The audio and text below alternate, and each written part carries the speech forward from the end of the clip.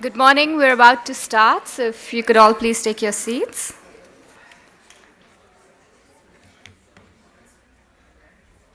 Good morning and welcome to AEI. I want to welcome all of you here as well as our live stream audience. I'm pleased to see you all as we release our AEI-Brookings Paid Family Leave Project Report. I was one of the directors of the report along with Isabel Sawhill from Brookings. Over the past year, Isabel and I have had the privilege of working with some of the most knowledgeable people in the country on the desirability and design of a paid family leave policy. Those we have consulted include not only the members of our distinguished working group, many of whom you will see at our event today, but also many others, advocates, outside experts, government officials, congressional staff, and business leaders. If I had to name all of them, it would take me an entire day. But we thank all of them, and we are very, very grateful for your support throughout the year. The end result is an amazing piece of work that I hope you will find informative, possibly ambitious, but also practical and useful. Over the course of the year, we have argued and debated the contours of a paid leave policy, and the discussion has often reflected the political diversity in views that we see in the country today. Questions such as, should the federal government take on the responsibility of providing paid leave for working families, or should we let the states and private employers figure it out? How should we fund it? What is the optimal length of leave, and should it come with job protection? What about exempting small businesses? These are all questions that we confronted. And as you can imagine, there wasn't some magic number, parameter, or framework that everybody agreed would be exactly the right way to do this. But despite the disagreements on design, there was absolutely no disagreement on the fact that America needs to push forward on a paid leave policy. So towards the end of the report, which you will find copies of outside, and in the spirit of compromise, we put forward a plan for a paid parental leave policy that brings together these elements and hopes to push the US forward on this issue. Note that while our current report focuses only on parental leave, we will be working on issues related to medical and family leave over the course of the coming year. We think having access to leave for own illness, as well as for other types of caregiving, is key. But we do need more research and analysis of the issue before we feel equipped to make recommendations about the design of these policies. Our working group has put in a tremendous amount of time, thought, and expertise in this report. We hope that investment will pay off by sparking a debate, shaping the conversation, and ultimately improving the lives of American families and the strength of the economy. So very briefly, the agenda for today includes an initial conversation between Isabel Sawhill, Jane Wolfogel, Abby McCloskey, and myself. This will be followed by a short break as we get ready for the next panel with Richard Reeves, Harry Holzer, and Betsy Stevenson. And the final panel will include Christopher Room, Douglas Holzeken, and Heather Boucher. You will find their longer bios in your folders, but let me quickly introduce my panel. Isabel Sawhill is a senior fellow in economic studies at the Brookings Institution. She is a co-director with Ron Haskins of the Center on Children and Families. Jane Wolfogel is the Compton Foundation Centennial Professor for the Prevention of Children and Youth Problems at the Columbia University School of Social Work, and is also co-director of the Columbia Population Research Center. Abby McCloskey, the founder of McCloskey Policy, is an economist and political commentator. She is a contributor with Forbes and the Dallas Morning News, and she is known for her work on economic mobility and issues affecting working parents. Before we begin with our first panel, for our live stream audience, we are going to be taking questions from the online audience today. If you would like to submit a question for consideration, go to slido.com and enter code AEI event. They say it's very simple. Enter your name, type in your question, and we may choose to read it on stage. So let me begin with our panel.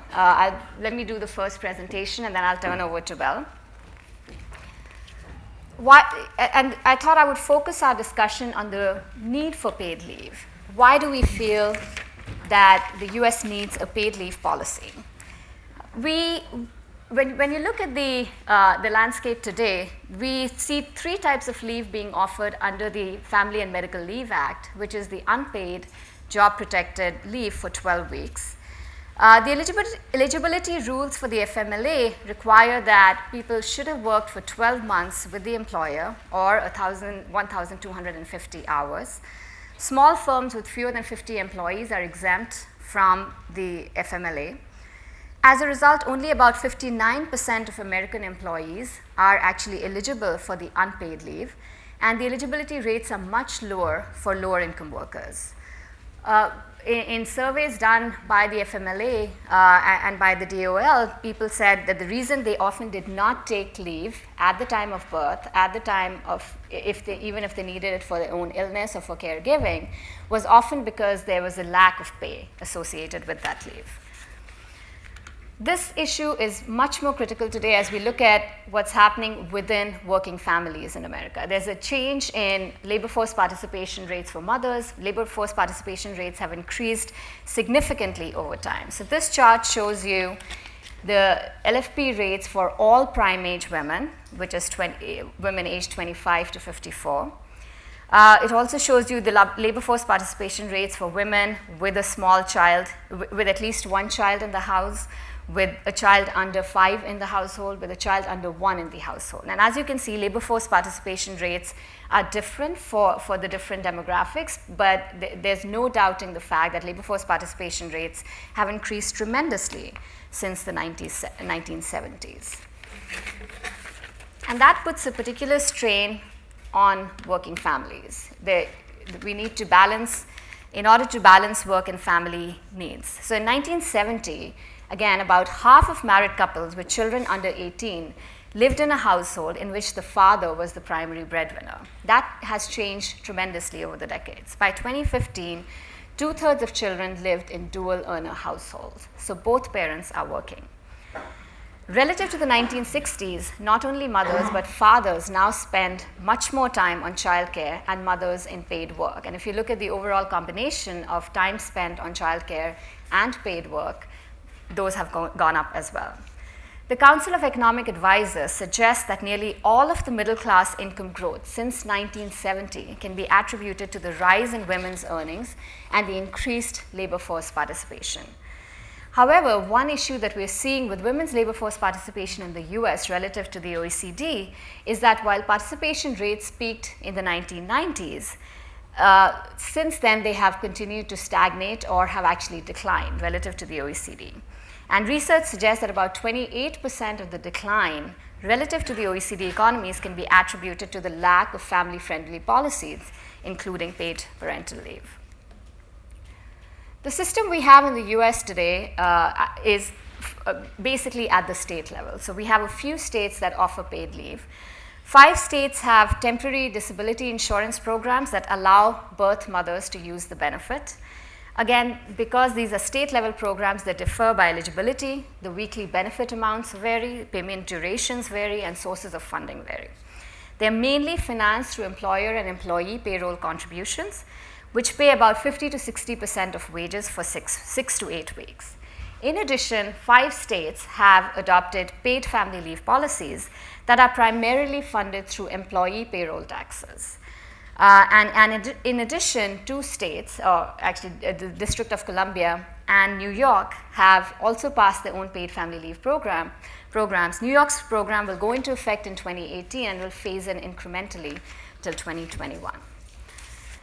The reason, so based on the research that we see in the existing states that have paid leave policies, we can see economic and health benefits, not just for the family, but also health benefits for the mother, the child, the bonding with the fathers. For instance, research based on the California program shows that the policy was followed by a doubling or an increase in women's use of leave following the birth of a child, and a 6 to 9% increase in weekly hours worked by employed mothers. Moderate length parental leave policies are associated with a smaller wage gap between mothers and non-mothers, so essentially encouraging work and reducing financial hardship. And a recent paper shows that 10 years after the birth of a first child, labor force participation rates are highest for women who receive parental leave. We also, as I said, have positive health impacts on the mother and the child, and fathers' access to leave is important for bonding as well as for gender equity in childcare.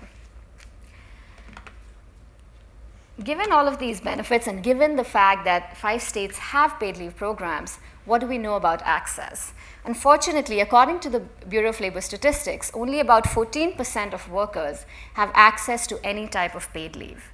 And the access varies by demographics. It's not uniform across the distribution. It's lower for minority, less educated, and part-time workers. It varies a lot by industry. In finance and public administration, you see high rates of access. In leisure and hospitality, which typically employ lower wage workers, the access is much lower.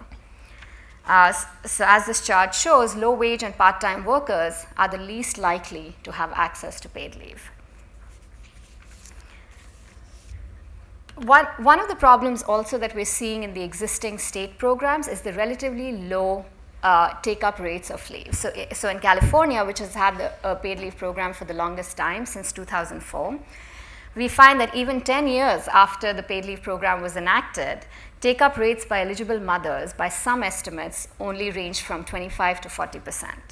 Low take-up rates are attributable to multiple reasons. One of them, not having access to job protection when you take the leave, not finding the wage replacement rates adequate. In California, we have a 55% wage replacement rate, and a lot of families say that's not enough for us to feel comfortable taking that time off. And also, a lot of people were simply unaware that the program existed. So I think the issue before us is, as we will discuss in this panel, how do we make paid leave accessible to all working families? How do we improve the current system, and how do we change the current landscape for paid leave? And I'm going to turn to Belle now. Thank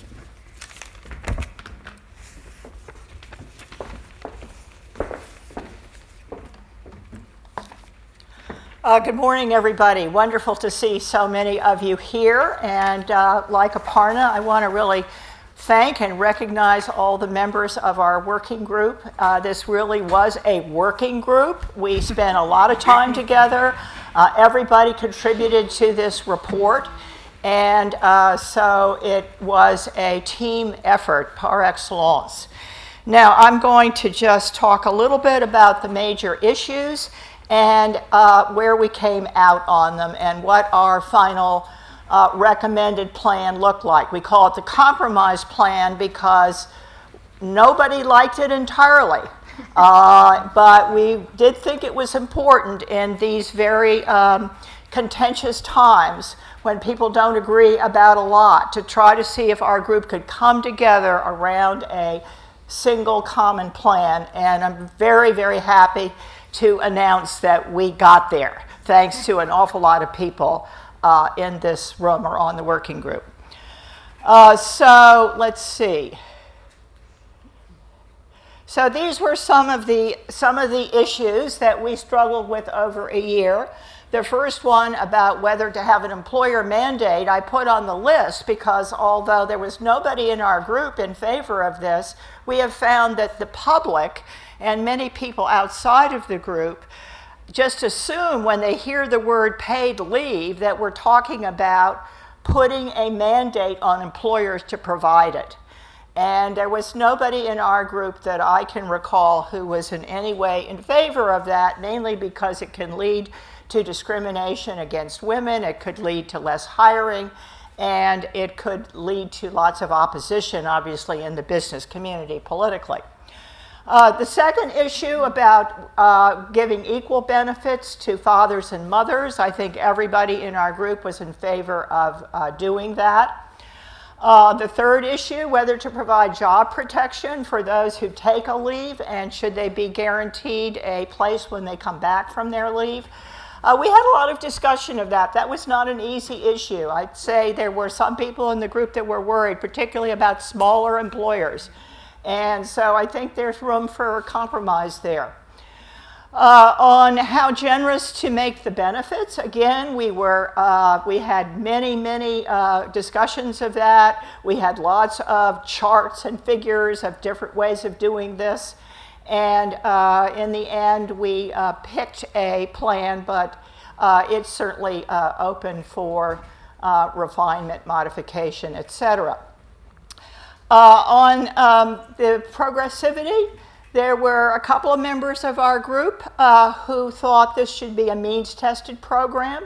As Aparna said, it's mainly lower income, low wage workers who are being left out right now.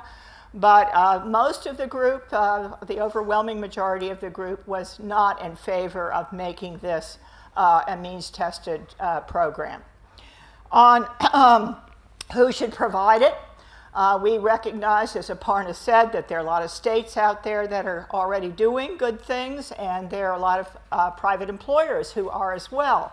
And we did worry some about how the federal policy was going to interact with and be aligned with what was going on in the private sector and at the state level.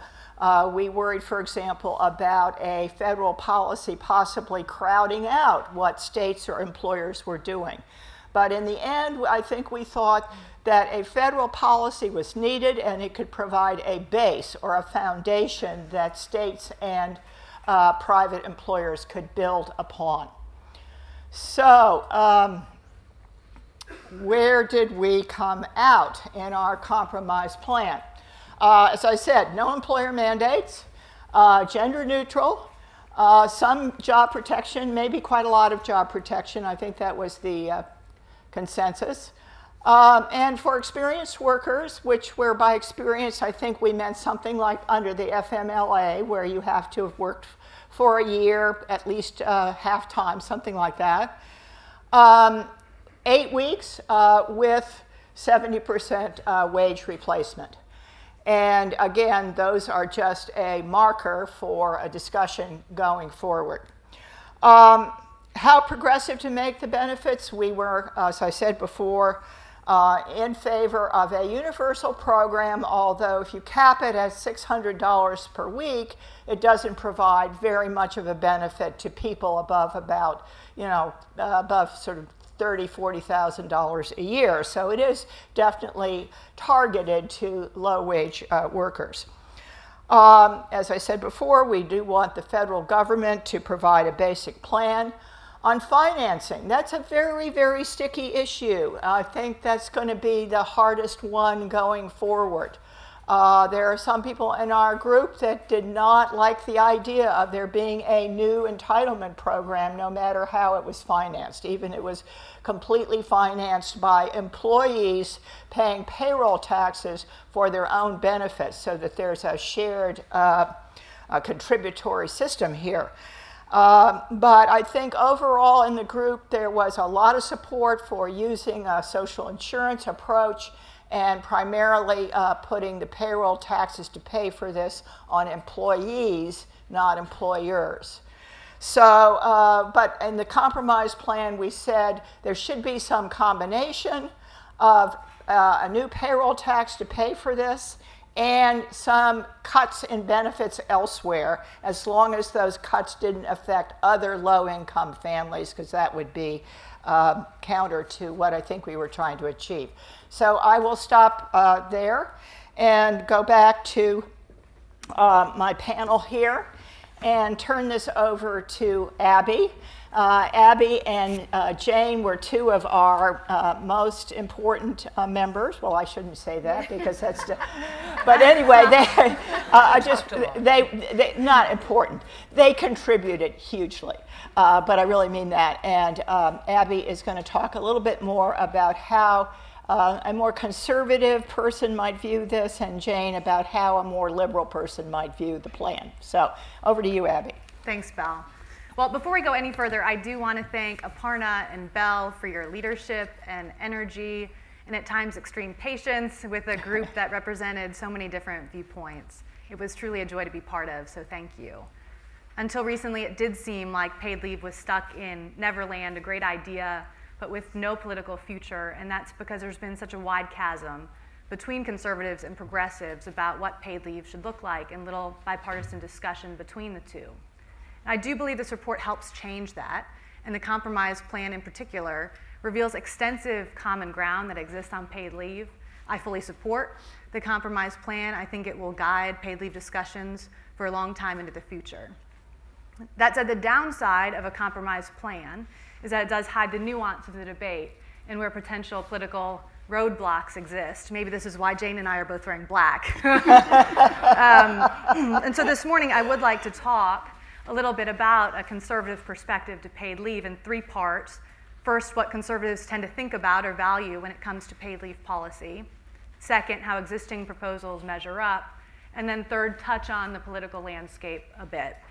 So in chapter 3 of the report, which you all have in front of you, we talk about principles for structuring a paid leave policy, and we talk about the many benefits that can come from paid leave that Aparna mentioned.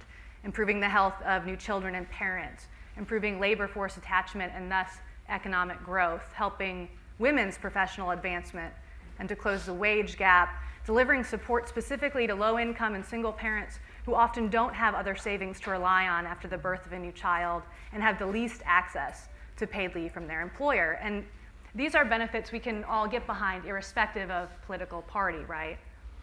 In this chapter, we also talk about, however, the costs of structuring a paid leave plan. And it's these costs in particular that I think have given conservatives pause when it comes to paid leave, and which, in my opinion, have been underrepresented by the progressive proposals we've seen so far. How do we structure a plan that doesn't crowd out existing private options? How do we structure a plan that doesn't punish business with new taxes or mandates? How do we structure a plan that is fiscally responsible and contains costs and doesn't rush to add new taxes on working class families or businesses? And maybe most importantly, how do we start with a modest plan based on what we know works, especially from the states, and then build out from there in the future instead of starting with a big new plan with little idea about how it will impact the economy or workers or companies? These are the types of questions that Republicans have, I think in particular, wrestled with when it comes to paid leave policy and why they have been reluctant to jump on board with the Democrat proposals. The big one, of course, is the Family Act. We describe it in detail in the report if you're unfamiliar, but in a nutshell, it's a 12-week paid program for parental, family, and medical leave, right? So it's quite broad. And this is really the benefit of the plan, and there are a lot of merits to it. But when you hold the Family Act next to even some of the principles we outline in the report, and certainly some of the things that conservatives tend to be preoccupied about, you can see where it's fallen short. So, for example, the Family Act is 12 weeks long. That's twice the length of the average private sector plan, meaning it likely would crowd out some private sector offerings that employees currently depend on. It's expensive, really, by any metric, at a minimum $90 billion a year, and likely upwards of that. And it relies on its financing by increasing taxes on workers, all workers, not just high-income ones. The payroll tax is paid by anybody who works.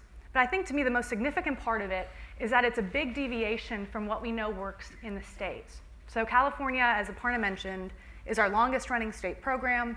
It's been in place for a decade. It's what almost all of our research on the benefits of paid leave comes from. It's easier to apply to us, right, than a Nordic country because, of course, California is in the United States, and hardly a bastion, right, of limited government and conservative restraint. And yet, the Family Act is double the length of California's plan at a higher wage replacement rate, inclusive of medical leave. And the reality is we have little idea about how this would impact the economy and employers and employees. And that gives me pause. We'll eventually know more. So New York will have a 12-week paid family leave plan in 2021, so 4 years away, and then you build out 5 or 10 years on top of that to really assess the effects. But that's a long time away. And I think concerns about the economic downside have kept conservatives from engaging in paid leave really at all, specifically with this policy, but also more broadly. And why conservatives have flocked to more modest solutions, such as tax credits for companies that already offer paid leave. And you can see what's attractive about this from the conservative principles I outlined. It's no new taxes on business. It's no new mandates. It doesn't crowd out any existing plans, right? It's just a nudge to the private sector to do more, do it faster in providing paid leave. The downside is that we don't have any idea how this would actually increase access to paid leave, or if it would instead just reward companies that are already offering it while continuing to leave many low-income parents without access to any leave at all. And so this has been really the impasse of two political extremes. And it's why I think, irrespective of what you think of the Trump plan and the unanswered questions that it raises and the new issues that it presents, that it triangulates what's really been a linear tug of war between the left and the right in the paid leave discussion. The Trump plan requires states to offer 6 weeks of paid leave through their unemployment insurance systems, paid for by probably a combination of state payroll taxes and reforms to UI. There's, again, a lot of unanswered questions. I'd need definitely another cup of coffee. But at its highest level, it offers a new paradigm to think about paid leave, especially for conservatives, because it pushes conservatives to say, is there something we can offer that's more targeted and cost-effective than what Democrats have put forth, that is focused, say, only on parental leave, that's 6 weeks or 8 weeks long, that's paid for by a combination also of reduced government spending? And can there be a plan that offers more benefits than what conservatives have put forth, that actually does provide a public safety net for people without access to leave, that provides all the economic benefits we know can come from a public plan, even a modest one, that provides a runway for expansion in the future if it's found to actually be beneficial, which of course we expect it would be. And these are the types of questions that are the beginning of a real discussion on paid leave and on what policy looks like. And I think it really does mark the clearest path forward and is really not unlike some of the questions that we raise in the compromise section of our plan. So does this mean paid leave passes this year? I have no idea. Again, I go back to Jane and I wearing black. You know, there are reports that Democrats will oppose anything that's not the Family Act, anything that's not that length, that duration, that includes medical, family, sick leave. Reports that Democrats will block anything that might make Republicans or the Trump administration look reasonable or moderate. On the other side, there are reports that Republicans won't accept any new program, irrespective of how small it is and how it's financed, because the government's already too big and enough is enough. These are discouraging reports, to be sure, but I do think there's more reason to be encouraged than discouraged, because for the first time ever, we have AEI and Brookings sitting on a raised, beautiful platform talking about the importance of paid parental leave. We have a Republican president talking about and proposing a paid leave policy when conservatives have really been hesitant to engage in this debate at all. And most importantly, there's wide bipartisan support among Republican and Democrat voters for paid parental leave. And so while the public policy process is messy and slow and there are a lot of warning flags and sirens going, the ground is softening on paid leave. This report helps with that, and that's good news for millions of parents around the country. So with that, I'll turn it over to Jane. Thank you, Abby. I think we're both wearing black because we agreed so to happy. compromise on a color that we both like. That's true. It is a beautiful color. We looked at each other this morning. It's like, whoa, you're wearing black? It's really Whoa, quite you're. similar. Yeah, we had these emails last week when I was in Paris, and there was one back from Abby saying, Paris. And at that point, we were sort of on the same wavelength. It's been a great working group, and like Abby, I want to thank especially Belle and Aparna for the leadership. They've been fabulous. So boy, what an exciting moment. As I mentioned, I was in Paris last week. I flew in yesterday from England for this. This does not happen often, that we have a bipartisan conversation about paid family and medical leave in the United States. So I could not be more excited to be here. This is really terrific. What's exciting for me is that we've been debating for decades whether we ought to have paid family and medical leave in the United States, and now that conversation has shifted. Now we're talking about what kind of policy we ought to have. And so we're arguing about the policy design, as we absolutely should be, and we have a compromise plan, but we'll still have some disagreements about that. But this is a game changer here, and it's reflecting the public consensus that's out there. There's a majority among Americans who support some kind of paid family and medical leave, and we have these proposals for paid family leave from both sides of the aisle, including a proposal from the president. So this is really unprecedented. So I want to talk about the design elements and what progressive principles would lead you on the design elements. And by progressive principles, I have in mind advancing equity, addressing the inequity issues that Aparna was highlighting, promoting employee and family well-being, health and well-being, which is very important to me, but also not damaging businesses, not arousing business opposition, and not hurting businesses, and particularly small businesses. I think we have to take that seriously. So the first design question is, what kinds of leave should be covered? What types of leave? And as we've been discussing, the FMLA covered parental leave, other types of family leave if you have a family member with a serious illness. It also covers medical leave if you have your own serious illness. It also now, in later amendments, covers leave related to military service if you have a family member who needs care because of military service. So there's other types of leave than parental leave. And the question is, as we move towards a national policy for paid leave, should we be covering all of these types of leave or just parental leave? I think we should have a comprehensive policy. I think the beauty of the FMLA was that it covered all the different types of leave, and I think as we move towards paid leave, we ought to be covering all of them. But certainly, parental leave is the simplest one to design and enact, that is for sure. There's no question about the case for a parent to be home after a birth. And from an employer perspective, parental leave is simpler because these events are predictable, they're announced in advance, they're relatively rare. Most people are only going to have 1 or 2 children in this country, and they're easily verified, right? You turn to the other types of leave, it's much tougher. It's a much harder policy to design. Caring for your own illness, caring for another family member's illness, something to do with military service, these things could require lengthy periods of leave. They could require intermittent leave. It's hard to know when these events are going to occur. It may be harder to verify them. I absolutely accept this is much tougher to arrange.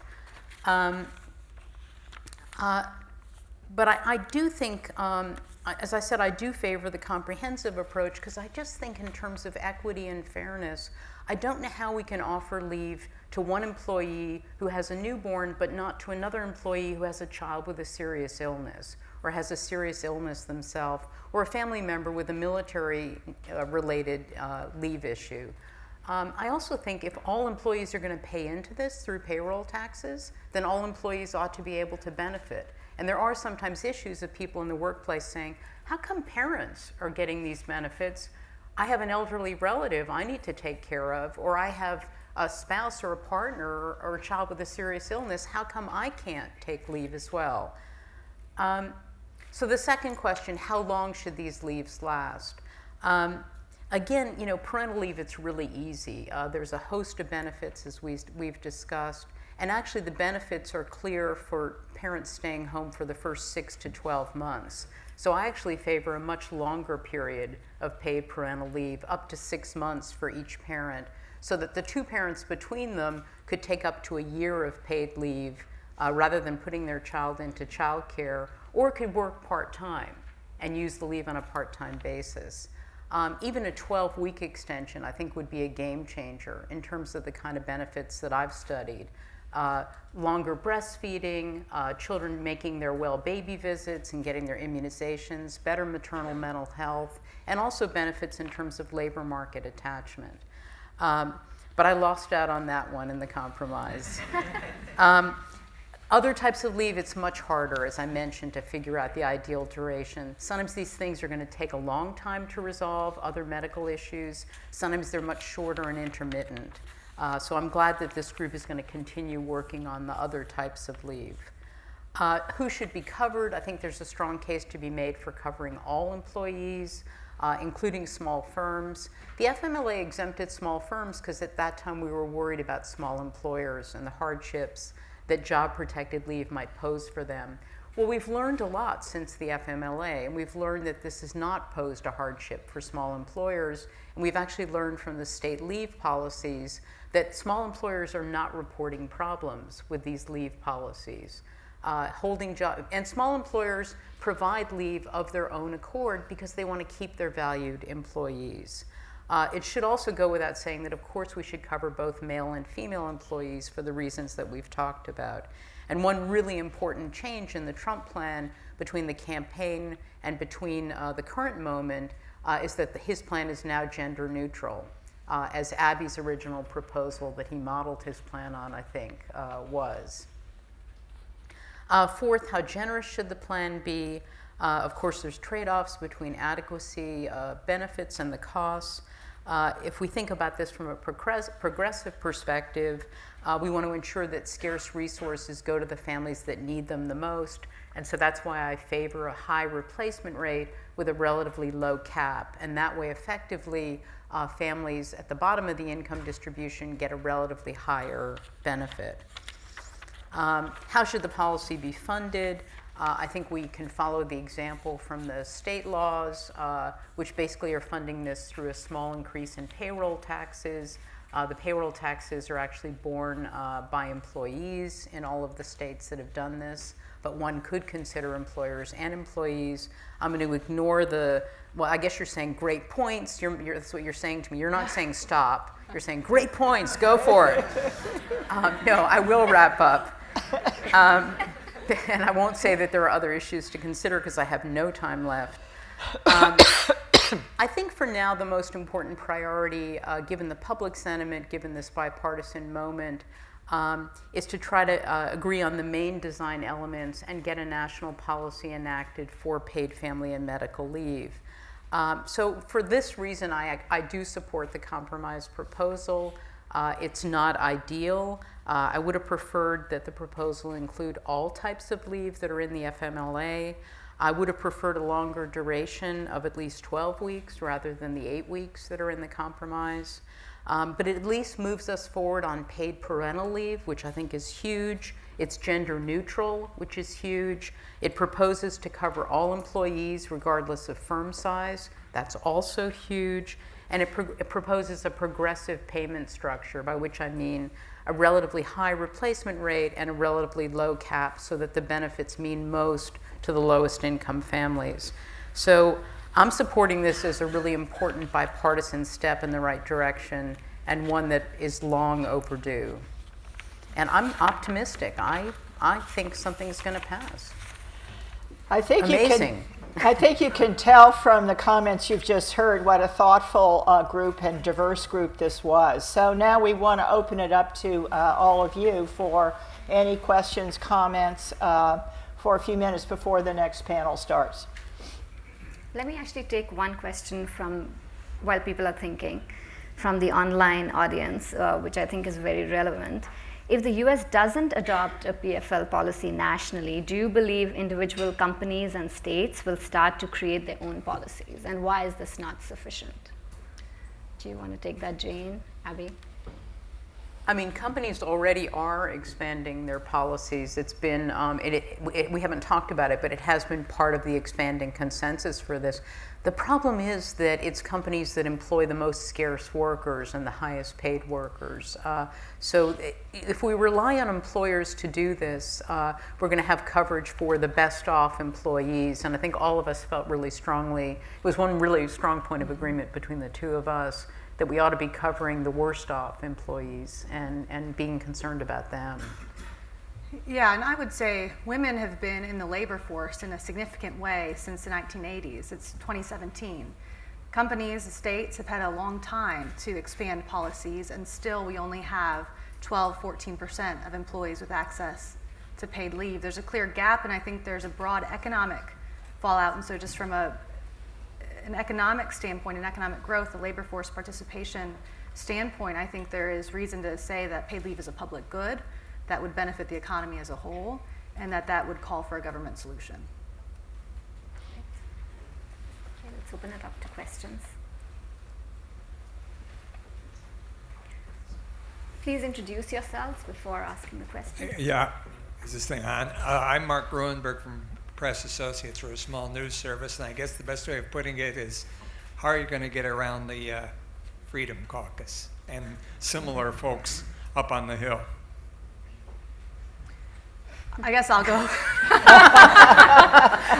It's all up to you. The real answer is I have no idea, but the filibustering answer is that I do believe the reason that conservatives have been hesitant to enter the paid leave debate is because it's been the family act or bust. It's been the family act or no alternative, which I think the Freedom Caucus will probably never get around. Okay. The fact that now we're starting to meet in a more center place, a middle place, the fact that paid leave is associated with really strong, if the Freedom Caucus supports family values and economic growth, that it has those components. I actually think it fits really squarely into a conservative platform, even a limited government one. And so again, I think it comes down to how the policy is actually crafted, how especially the financing is secured. And those will be big questions debated by the administration and on the Hill in the coming months. Can I just, sorry. I wanted to say, in the context of your question, that we have a very powerful advocate in the White House. Her name is Ivanka Trump, and one of her staffers, Maggie Cordish, is here in the front. Wait, put up your hand, Maggie, in case any of you want to talk with her. Aparna and I met with Ivanka and her staff yesterday, and they are very, very committed to this politically and very open-minded about what it should look like. So we do have a weapon here in our efforts to convince people who might still be skeptical.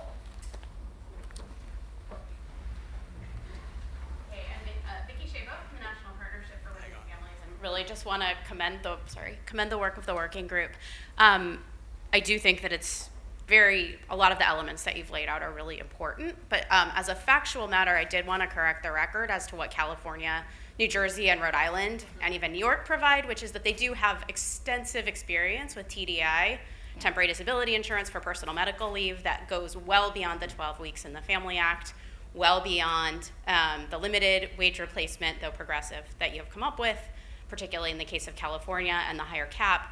And for birth mothers, those folks are able to piggyback the TDI onto the paid family leave. So when we're talking about sort of the Family Act being way outside the norm, it's not, except with respect to the narrow slice of family care claims and paternity leave. So. And let me provide a little more color on that. So in all of the states right now with paid family leave programs, they also have TDI. And so it's true that many new parents, new mothers in particular, can stack the leave of TDI and then take advantage of their state's paid family leave program. Fathers can, of course, because they're not eligible for TDI. The point I'm making is that in all of the research on paid family leave, it's just studying the paid family leave policy. It's not studying both of them together. And so when we talk about increasing women's labor force participation in wages by 10%, reducing food stamp dependence, improving children's health, breastfeeding, mothers' reemployment prospects, that research is specifically targeted on those 6 weeks in California's plan. And so that's the point of caution I would give about going beyond that. Yeah, I'm not sure, having done that work, I'm not sure that we actually are separating out able to separate out the effect of paid family leave. There is an earlier body of work that looks at the health effects of TDI, and then we're looking at the effects of whatever these women in California are entitled to in the post PFL period. And so what we're leveraging is we are looking at longer leaves that go beyond 6 weeks, that's for sure. So I don't think we're looking just at 6 weeks of leave, but I'm looking at Chris, and maybe he can talk more about this. Chris Room and I have looked at this pretty extensively in California. But Jane, what about the research from the OECD countries where you do have really long leaves? Like, yeah, there is a concern there, right, in terms of what that does to their labor force participation. So this is Chris's work and other work looking at expansions across the OECD countries. And my reading of that work is there is a famous paper called "Barefoot in a German Kitchen," which worries about women being out on maternity leave for 3 years at a time. We are not in that universe here. We are not, even I'm not talking about 3 years of leave. Yeah. I know I'm way out there when I talk about 6 months or a year of leave. I mean, I'm sorry, that is what the science calls for. The work that I've done on child health and development calls for 6 months of paid leave per parent. I mean, that is the honest answer if you ask what's good for children and families. I'm not saying it's what's politically feasible, it's what's good for children and families. If you have leaves that extend for 3 years and women can take them back to back and be out for 6 years or 9 years at a time, yes, I think that is a problem in terms of women's position in the labor market. And I think Chris's work shows that once leaves go to be maybe 9 months or a year, they can be detrimental in terms of employment effects. But the flip side of that is when leaves are shorter than 9 months, which is way with the range that we're talking about, they're actually beneficial in terms of women's labor force attachment. There's 2 reasons for that. One is women work more continuously because they see this on the horizon. So they think it's good for me to be in the labor market because if I have children, I'll get to take paid leave. So at the margin, I should keep working. And then once they've had the child, well, gee, I can get some paid leave, come back to my existing employer. That's a better option. Whereas if I don't have any paid leave, at some point I'm going to quit. And then I come back years later, having lost lots of human capital, starting over again with terrible wages. So short leaves are good for women in the labor force. Longer leaves meaning 9 months or more, are not good. And let me but that's not what we're talking about. Just 2 quick comments on that, because you have seen in a lot of the conservative publications since the Trump administration released their plan talking about the negative impact on women's professional advancement, why discrimination, holding them back. And Jane's point is a strong one to say that the studies that show that are namely OECD countries with leave that extends a year or beyond. So it's not a relevant comparison, which is again why I bring us back to what we have in the States. And one last time make my point about California, which is that when the Department of Labor or folks study what happened before 2004 when we had no paid family leave policy in place in California and what happened after, we're specifically looking at the impact of that policy, of the paid family leave policy, which in California is 6 weeks and is 4 and 6 weeks in the other states that have adopted it so far. Again, that's not going to be the case going forward when New York has a 12-week plan, but right now that is the main body of research we have to look at. Right, so in California, what we're studying when it comes to birth mothers is we're studying going from an entitlement to 6 to 8 weeks of paid leave that they could get through TDI, pre-paid family leave, to now having 6 to 8 weeks plus 6 weeks. Right, so it could be the difference for the women who take advantage of both. Yes. Okay, let's see if we have more questions. This is going to turn into an academic. Go ahead. Yeah. Bridget. Bridget Schulte with New America and the Better Life Lab. So I was wondering if you could address, talk a little bit more. Thank you. I was wondering if you could talk a little bit more about, the FMLA. Jane, as you were saying, it does include a number of types of leave: parental leave, sick leave, elderly care leave. And can you talk a little bit about the discussion within the group and why you decided to focus so narrowly on parental leave? Right. Because Jane, as you make the point, if the mechanism to fund it is a payroll tax, if everybody's paying into that, does that then create some tension then between, well, why should I be paying if only Joe and Susie get it for their new baby? That's right. Jane, do you want to go? Or Yeah, I mean, as I said, I think we should be working on the other types of paid family and medical leave, and I think there was an explicit decision made around the time of the FMLA to bundle these together, and I think that was a good decision. But I think in terms of the group discussion, we just foundered when we came to talk about these other types of leave and how long they ought to be and with what frequency. And I have to say that even I honestly was pushed when I was asked, well, what do other countries do? What do other countries provide for your own medical leave or for leave for the care of other family members? I was less familiar with that. We've studied that much less than we have paid parental leave. So I'm now gathering information about what other countries do. And the models actually differ quite a bit. In the Netherlands, you get a 3-year lifetime allocation, because at some point in your life, you're going to have an elderly family member, your own illness, a child with an illness, so you get a 3-year bank that you can draw on. Other countries, you get a certain number of weeks per year that you could draw on. But it feels like it requires more discussion in terms of what the right answer is. Whereas every time we talked about paid parental leave, it was pretty easy. Most of the group was... Relatively speaking.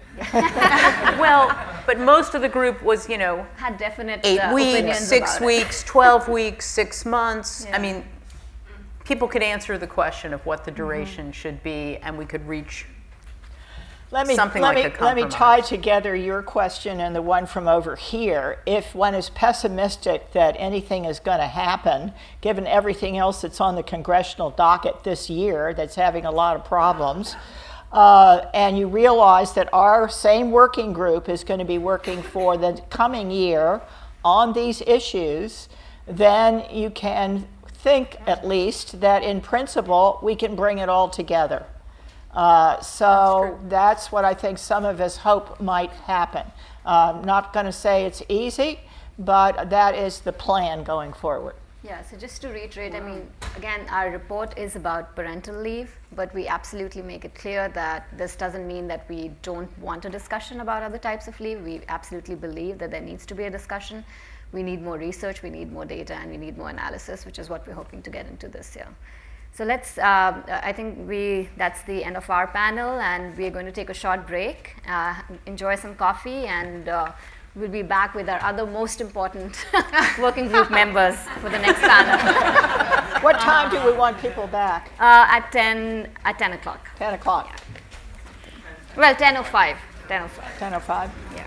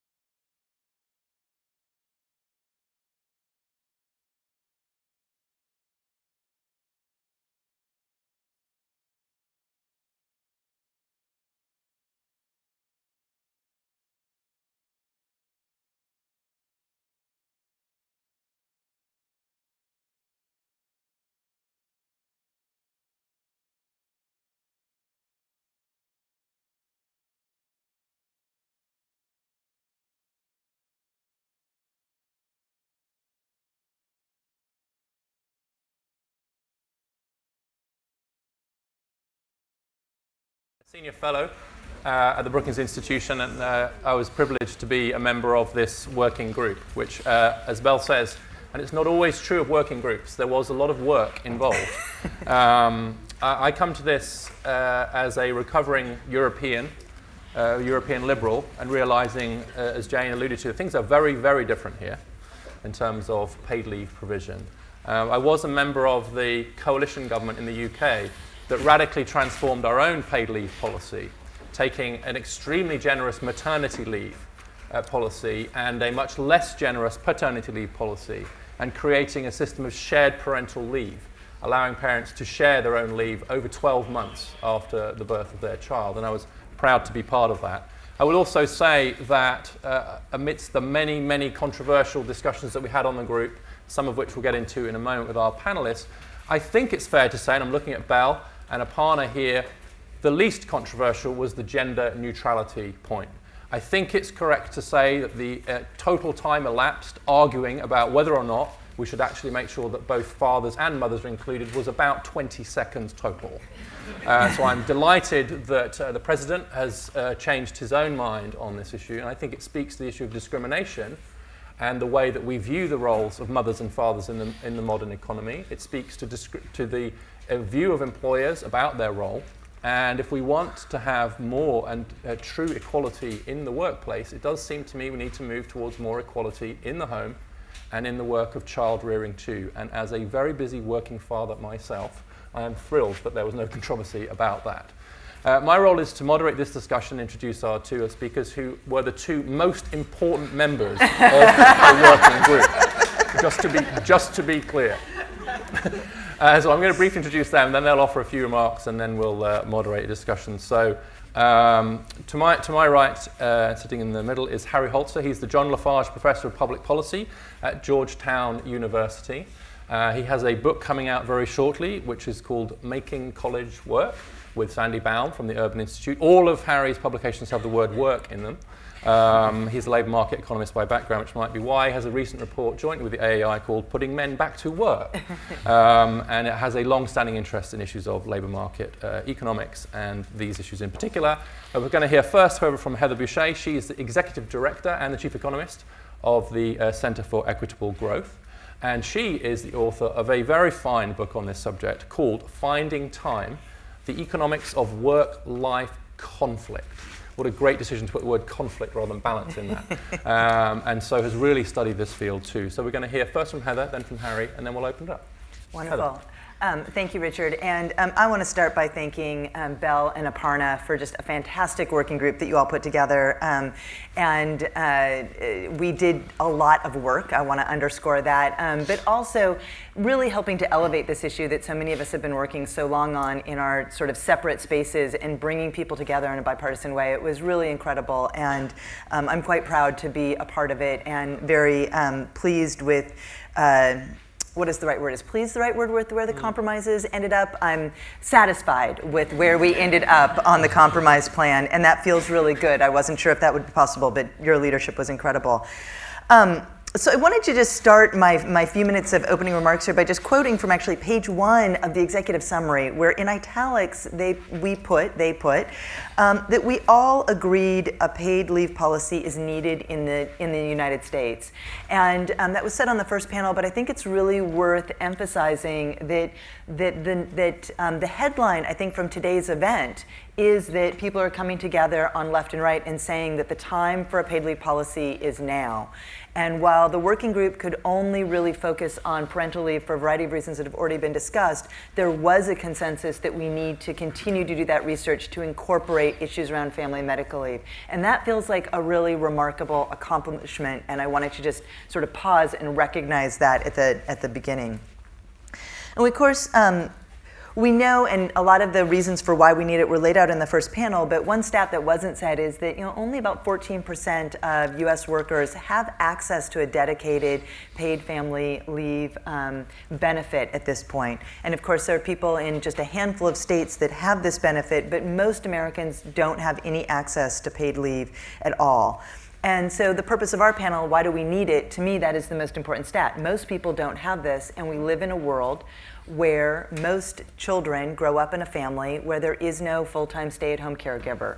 Only about a quarter of families have that full-time person at home, and that means there's no one at home to provide care when you have a new child, or when you have a sick family member, or because all of us work, or when you need to take time off for your own illness. So that need, the private sector isn't providing this benefit, and yet we live in a world where most families have no one at home to provide care. That is the basic foundation for why we need this and why we need it now. And it was really exciting for me to see this consensus in the group about these key facts and the reasons for why we need it. And as Jane so eloquently has done so much research over her career, but talked about up here, we know that children and family members feel better when someone has the time to take care of them. That seems so obvious why we would even need to do research on it, and yet we do need to see the evidence, but it's an obvious point. And the point that I want to emphasize the most in my remarks, and I think we'll talk about up here, is that paid leave allows people to stay employed. This is fundamentally and profoundly a labor market policy.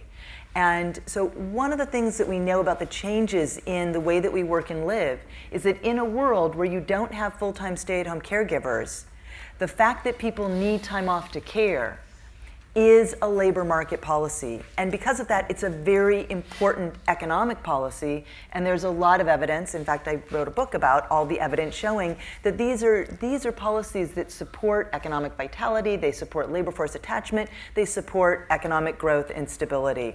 And that recognition, and you can even see it in the compromise, the frameworks of the compromise, is that we framed this as an earned benefit, not because we were afraid that people weren't going to work, but because this is a benefit for people who work, right? This is something that we need because people have jobs. And without this benefit, it can be almost impossible for people to keep their jobs. And I think this is both true not just for parental leave, where you have a child and that child will grow up and you can go back into the labor force, but increasingly you see this with people who are caring for aging family members. I feel like just over the past month I've seen a couple of stories in the New York Times about people who've had to drop out of the labor force because they had to care for an aging family member. And one of the things that I'm sure each and every one of us know in our own lives, and because we live in the United States, I think most of us, that we live in an aging population. And this challenge of caring for the aging is only going to get worse over time. And that is something that is affecting labor supply, especially among older workers who oftentimes bring a lot of knowledge, expertise, and talent to the workforce, and we want to keep them employed, especially as they're nearing their own retirements. So I wanted to move on to one of the reasons why do we need a federal program. So one of the things that we've learned over the past decade is that there has been an amazing movement in states for paid family medical leave in a handful of states. California, New Jersey, New York, Rhode Island, Washington State has passed a program, never implemented it, and now DC has passed a program and we're hoping to implement it. But the common factor of the places that have implemented these programs is that they had half-century-old statewide social insurance programs that provided temporary disability insurance to individuals. So those states were able to tap into an already existing infrastructure to add on to that family leave and parental leave. There's only one other state in the country that has a long-standing temporary disability insurance program. That's Hawaii, and it's not the same kind of statewide program as in the other 4 states. So as I look at the landscape, and I'm an economist, I want us to have strong, stable administrative structures that make sense and that are cost-effective. It seems to me this is a pivotal moment for thinking about, do we want states to have to continue to set up their own administrative structures, because that's going to be the route for all the new states, or is this the moment for the federal government to step in and say, no, we want to make this more efficient and set up a national infrastructure, because this is something that people need in every state across the country. And so that, I think, is one of the needs, and why I think that the Family Act is such a great idea, but we can talk about that later. But I think this is one of the reasons that underscores the urgency for this issue right now. And I will end before you give me the fist. I want to say just one more point here. I just want to make one last comment, and then we'll come back to this, but that I do want to say out loud that I do support the compromise plan. I was very excited that we got here with the caveat that I think that fundamentally it is important that we cover all kinds of leave, not just parental leave. And I am on sort of Jane's team here, that I think that the benefits are a little bit too short and maybe a little too low. But I think that if this is where we could end up, right, rather than where we start, I think it would be a good step forward for the American worker and for the American economy. Thank you, Heather. And as you say, you managed to do it even before the intern stood up at the back. And I love the fact that AEI must advertise in the summer for an intern. Yes. Job will include shouting fist angrily at top economists. Yes. It's like never going to work again. I mean, you're never going to work again in DC. You're just gonna be like angering everybody, basically. Harry. So the last panel, had Jane on the left and Abby on the right, and our panel clearly has Heather on the left. I guess that leaves me to be the right-wing voice on the panel, which some people might not think that I'm the most effective representative of that viewpoint. I will tell you that I think most often in the group's proceedings, I was the progressive who most worried about the costs to employers, the funding costs, et cetera, which means basically at some point or other, in every meeting, I had somebody in the room pissed off at me all the time, and that was okay.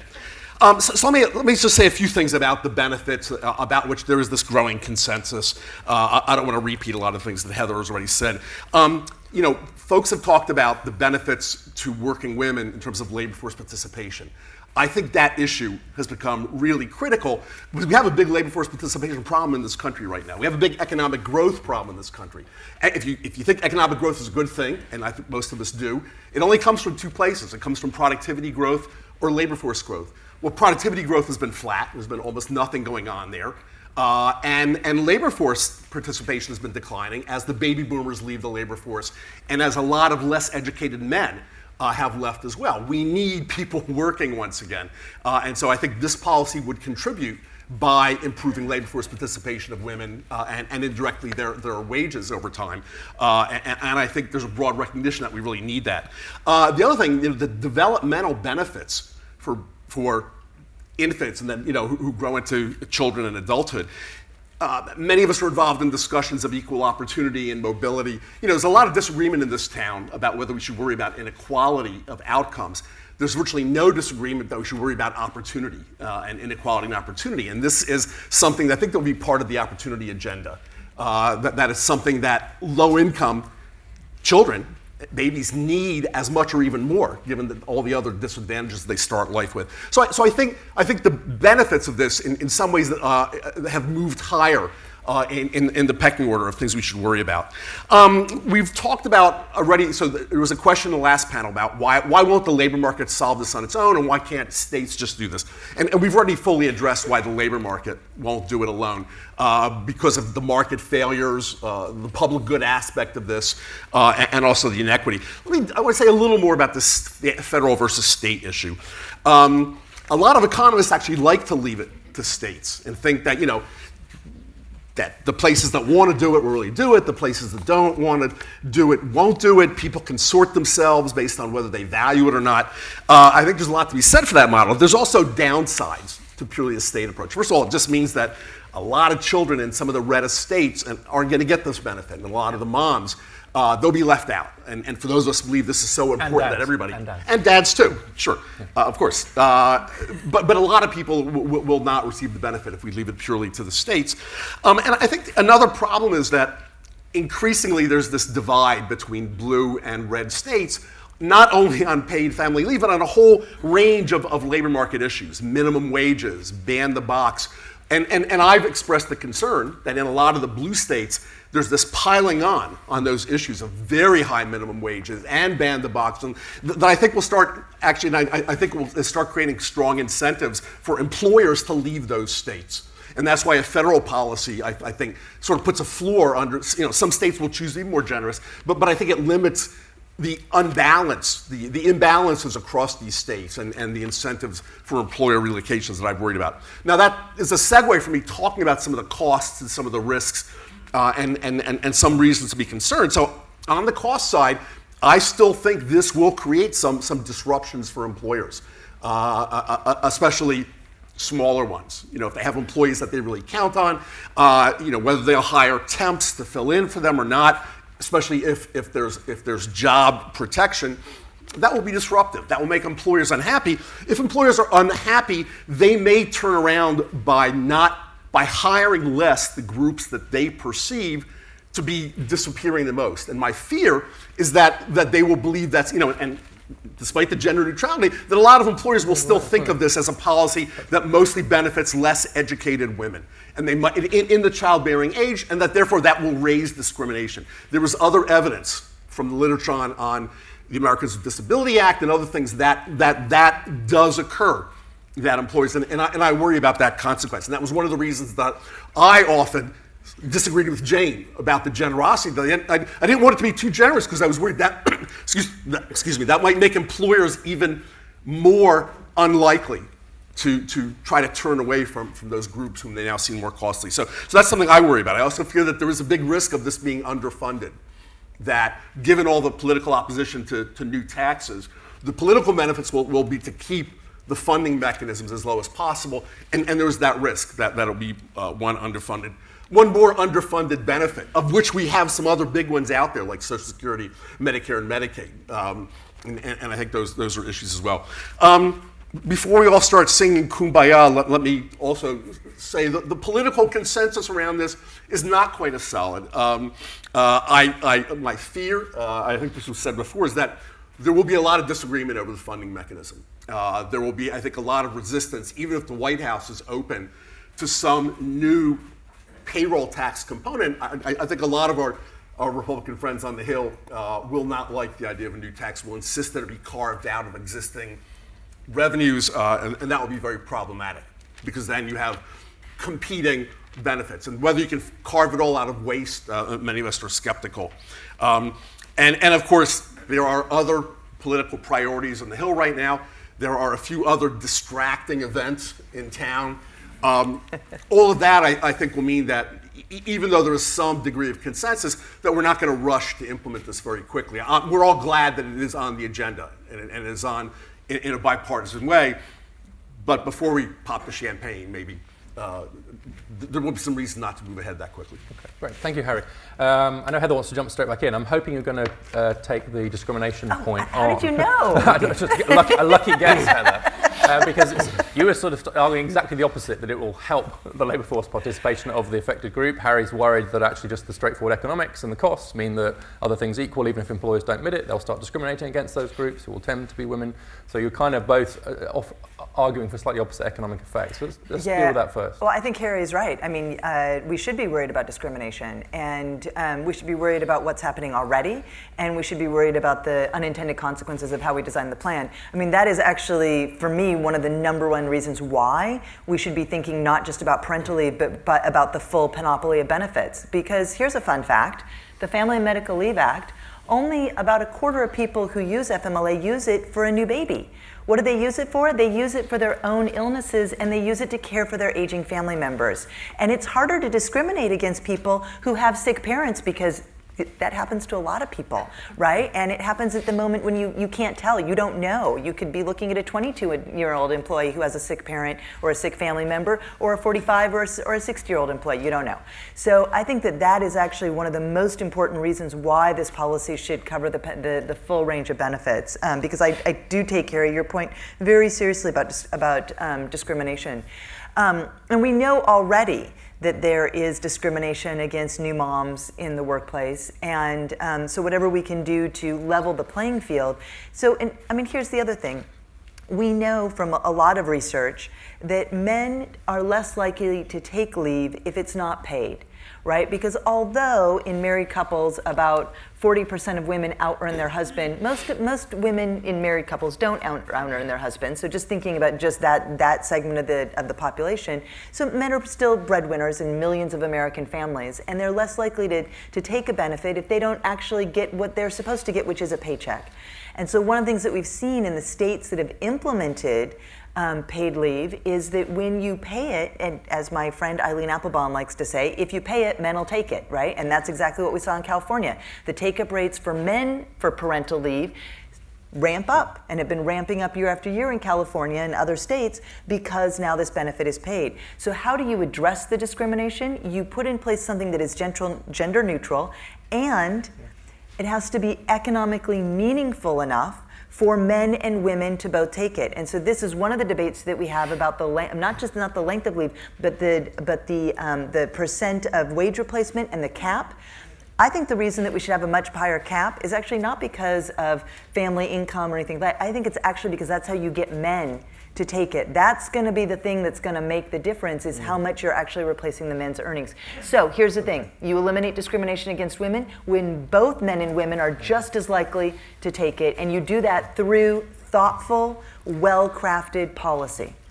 I don't disagree with any of that, except I'm just much less confident than you are that all of this will work out great, and that the male-female take-up rates will be so equal. These millennial men? They want to take their time off. According to every survey, and many I've met, so a sample size of maybe 15 or so. Right. Like they seem to want to do this. So let's give them the opportunity. Well, I say we can give them the opportunity and then see what happens. It is important to note that just because it exists, even when it's paid well, doesn't mean men will take it. Japan being a great case in point. But they're working on that. Yeah. Well, and here's another thing. So I'm saying you've got to change some of the norms around this as well, and institutional practices, and people look at the organizations they're in, and even if they have a very generous leave, they want to know whether the boss is taking it. Well, let me make one more point on this, and then I will stop, which is that we have an advantage here in the United States over all those other countries, most of them, that have implemented these programs, in that the way that we've structured the FMLA and the way that states have their paid leaves, it's 100% gender neutral. So the man's leave is take it or leave it. If the guy doesn't use his 12 weeks of FMLA, the family loses that benefit.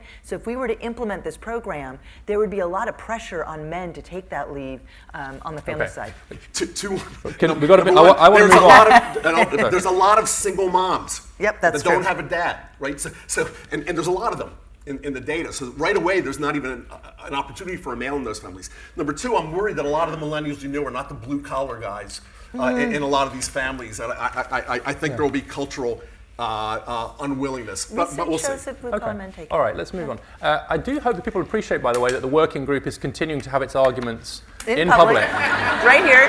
I mean, talk about transparency. You know, you get these working group things, everyone has to say, no one says anything, you just put it out, or whatever. Here we are, we're continuing the argument. But you can see the good humor. That's right. But I think it's the right spirit, because we're going to keep working together, and it's pointless to actually not discuss the disagreements that are there. Before we move on, I just want to ask you about pay, and how we pay for this. And again, in the kind of spirit of being honest about some of the more difficult questions that we faced as a group. And Harry's mentioned his fears about it being underfunded.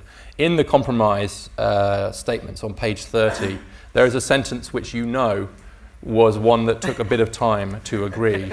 Second, any plan would be budget neutral, splitting the costs of financing between a payroll tax and cutting government spending or tax expenditures elsewhere in a way that does not adversely affect low-income families.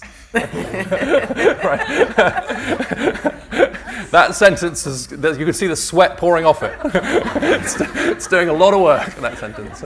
And it obviously was a controversial subject within the group. I think potentially one of the ones that I think would have stopped us getting to a kind of compromise, hence the sort of slightly unwieldy, but you can see why I've ended up doing it. Can you both speak a little bit to how it should be funded, both in an ideal world, and why in the end you think this is something that you could sign off on as a statement, and think about funding going forward? Harry, do you want to start? You mentioned I would like to do it the way the states have done it, having an earmarked new part of the payroll tax to pay for all of it. And to me, that's the sensible way for doing it. And then it's not competing against other programs for funding. But I also know in this town, I went to college with this guy named Grover Norquist, which was interesting when he joined the dinner table.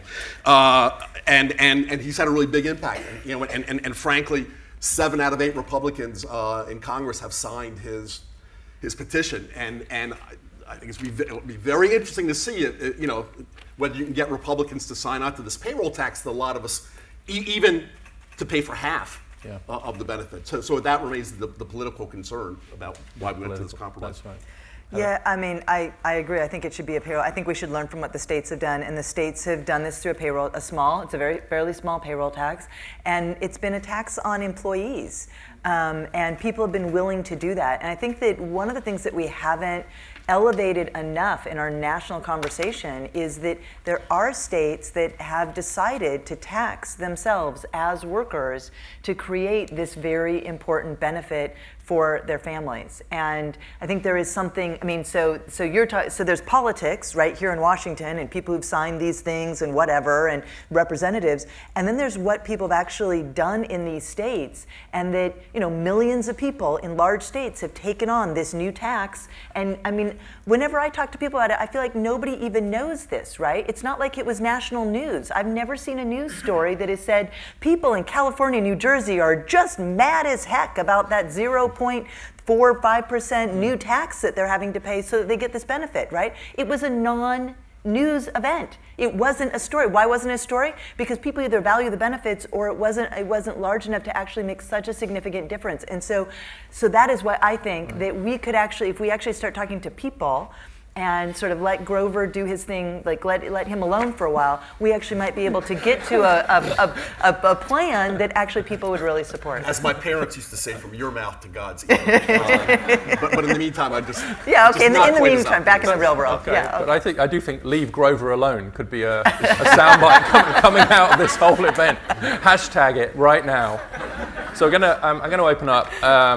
Hans, if you'd like to speak, just I'll add your question to one here, which it kind of came up earlier, but I'd like to hear both of you on this as well, which is the policy itself is discriminatory. This is from Michael T.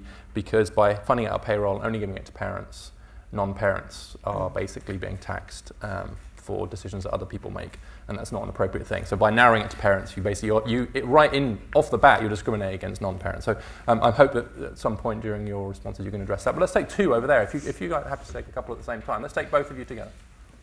Hi, I'm Whitney Pesic with 0 to 3, and we're an organization based on early brain research, and so we absolutely believe that we need longer than 8 weeks for proper baby brain development and for their mothers. And we look at 8 weeks and we know that that's not enough. And we also think back to FMLA, which passed 30 years ago, and we were told that it would be a good first step and paid family leave would come right after that. And so by agreeing to an 8-week compromise, are we kind of giving up our argument for a longer leave that we know is really what's best for babies and their moms? Okay, great. And we'll take the lady next to you as well.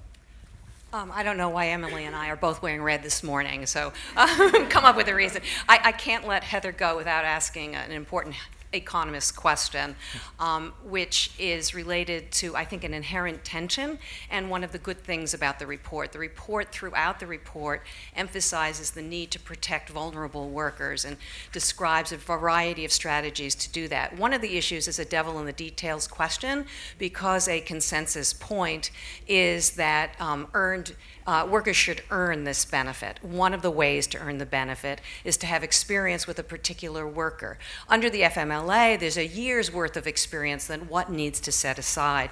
The issue, Heather, particularly given your work on the economic side and looking at our current and future economies, is how many workers who are vulnerable might then be left out if something like the FMLA were defined as a 1-year experience requirement, because so many workers who are vulnerable don't get to that year point because of the job market. So I wonder if you could play that out in terms of an inherent tension and what you might recommend. Okay, great. So we have 3 questions on the table.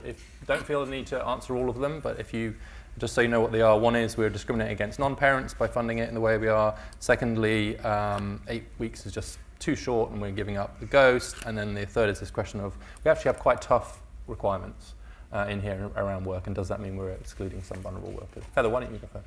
Yeah, let me, so I'll take all 3 of them just quickly in turn. I mean, I do think that, to the person who, the internet question, because it would, if we were to do it through a social insurance scheme and tax everyone, I do think that that is discriminatory, and people will be frustrated. Fairness is a really important value, and especially fairness in the workplace. People get very frustrated if they see somebody else getting a benefit that they don't get, and so I 100% agree that that's one of the reasons why I think we should do family and medical leave as a package. And I take your point very seriously on the 0 to 3 and the need for a longer leave. And I have said more times than I can count how frustrating it is that we passed FMLA in 1992, and now those people who were the first beneficiaries, they're already having children, and multiple children perhaps, because there's like 23, 24-year-olds right out there who were born under that regime, and it's not fast enough. But I think if it's and that's why I said in my opening remarks, if we ended up here, I would be happy. I don't know that I would feel really comfortable going below that, but you do have to start somewhere, and right now you have to think about the millions upon millions of families who have absolutely nothing. And at what point do you decide that perfect is the enemy of the good? And so, as a compromise, yes, as a starting place, I agree that it's not enough. And also that also brings up how we need to connect this to early childhood care and education, and that this is not the only solution we need for working families. And then, Jody, on the earned benefit, yes, I'm so glad you asked this question. And I was very excited that we included job protection in this, so that's one piece of this. But for those of you who don't know, so the Family and Medical Leave Act requires that you work with your current employer for 12 months and that you put in a sufficient number of hours, 1,200 hours over the past year. And in a little table that I did in a report back in 2007, my colleague John Schmidt and I discovered that meant that 48% of African American moms between the ages of 18 and 25 were categorically excluded from FMLA only because of the job tenure requirement. So if you put into place a policy and you want to actually cover new moms, you might want to cover young new moms, and you might want to cover all people, right? So that seems like a really big problem. I think that the way that we dealt with that in the Family Act was really also after years of compromise and discussion, was to make rules that attended to the age of the person, right? So I think that the earned requirement, it's about the labor market, but it's also about age, right? Young people may not have been at their job for a year, and as a labor economist, I think that might have been a great thing, right? We want young people to switch jobs, so I think we should be tying it to work history that is age appropriate, not history with a single employer. And to me, that is a very, very important distinction. My understanding is that we did not come out on one side of that in the report, because I know we spent a lot of time arguing about it, but certainly is not a part of the compromise, but I think is one that we need to think more about. So thank you for asking. All right. So first of all, on the question about this discriminating against non-parents, and as Heather said, if you had a broader policy about family and medical, there'd be much less of that. Without that, I'm still willing to go ahead because, yes, it does discriminate against non-parents, and yes, we do that all the time. We have public funding for education in this country, and we're willing to do that, and of course that's why the elderly often vote against, at the state and local level any new earmarking of funds. But the children are the future of the country. It's an important investment. I think most of us are probably willing to live with that. That discrimination. On 8 weeks only, I agree with Heather. It's something beats nothing. Let's get to something right now, and maybe hope we can expand that over time, even if it doesn't happen quickly. On the experience thing, again, I'm a little more sympathetic. Exactly what's the amount? Once again, if you have job protection, you're imposing a big cost on employers. If you don't demand that the worker has piled up some experience before they take that. And if you say, any worker with very, very limited experience that employer is allowed to take these 8 weeks and the employer has to hold that job for them, all the more reason why the employers will say, that's great, I'm not going to hire those people.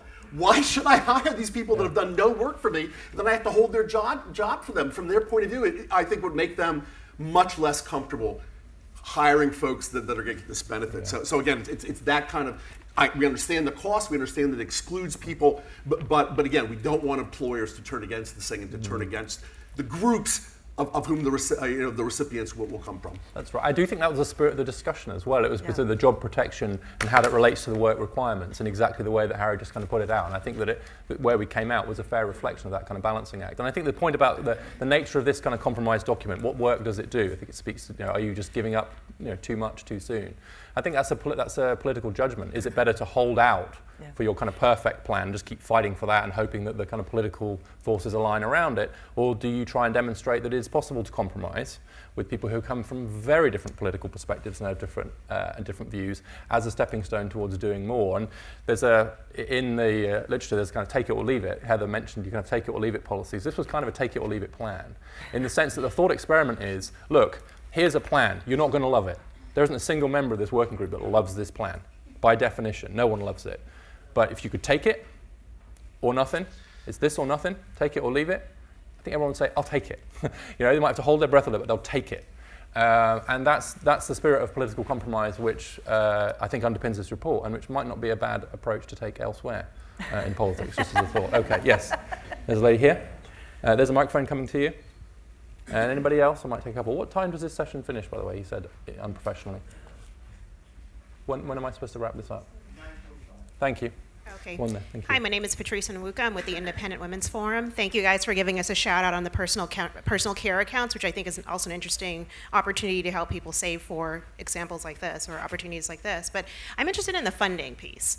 So it's funded by a payroll tax increase as well as savings, nebulous savings from somewhere in the budget. Given that we have so many, we have an administration that is really committed to cutting lots of waste and fraud and programs. How are we going to look at a federal level and expect to find elimination of programs and cuts that will be consistent for the duration of this entire program? Every year, I can imagine, we'll be looking at every corner for some loose change to be able to pay for something like this, but that loose change is also going to lots of other programs that need to be funded. So, how do we deal with that? And this may just be a really big, broad, open question. Okay, great. Is there anybody else? Because we're actually close up. So I'll take the question behind you, and then I'll come back to the panel, and then we'll wrap. Hi, Jessica Mason. I'm also with National Partnership. The conversation has touched a lot on conflicts between employers and workers today, in terms of employer interest versus worker interest, et cetera. And I just wondered if you could comment a little bit on employers themselves, because they're also people who have babies and who have sick family members. And I know we've had some polling from, I think, the small business majority, that small business owners really support something like a social insurance model, partly because it would cover them for their own family needs. Okay, great. So we've got spending and employers are people too. How do they react? And just to remind people, the phrasing is splitting the cost of financing between a payroll tax and cutting government spending or tax expenditures in such a way that does not adversely affect low-income families. That's the precise phrase that's used for the half of it that comes from the spending code. So it could be a tax expenditure, which is already on the table. Harry, why don't you go first, and we'll finish. Well, I'm glad that you reminded us about the taxes, because that's hopefully the best solution to your concern. I think your concern is a very valid one. So often, how many times over the last few decades have we heard, oh, we'll pay for something just out of cutting the waste, fraud, and abuse and making that happen. I mean, that's often a prescription for underfunded programs. I think the tax expenditure is our best hope, because there, again, there's a broader consensus that those can be capped on both sides of the aisle. Employers are also people. Yes, they are. And yet I don't see that makes them so sympathetic to the range of benefits for workers, of which they may also benefit. When they actually have to pay a cost for it, and again, I think there will, even though there's a public funding mechanism, there will be some cost to the employers. My guess is that they will not like that, and they might have to reaction. Well, I already provided to my family, why shouldn't others be required to provide it for themselves? And that's why it will help with some employers, and maybe over time. But again, I think there will be some disagreement with that. Okay, thank you, Harry. Heather, you have the last Yeah, I 2 mean, I think minutes. your question is great on the on where to find the savings, and I'll echo Harry that I think looking to tax expenditures is probably a good and fruitful route. But we were also careful to say that we were sort of leaving to a future discussion what the balance was between what that payroll tax would be and what the split between finding savings are. So that would be some sort of political compromise, and I think you would want to really identify that and make sure that that was allocated year after year, so that you're not having that conversation each year. And I think that's a really great point to bring up. That could be quite a problem. On the employer side issue, I'm really glad that you brought up the fact that the polling from the small business majority did find that many small business owners supported this, but particularly the social insurance piece.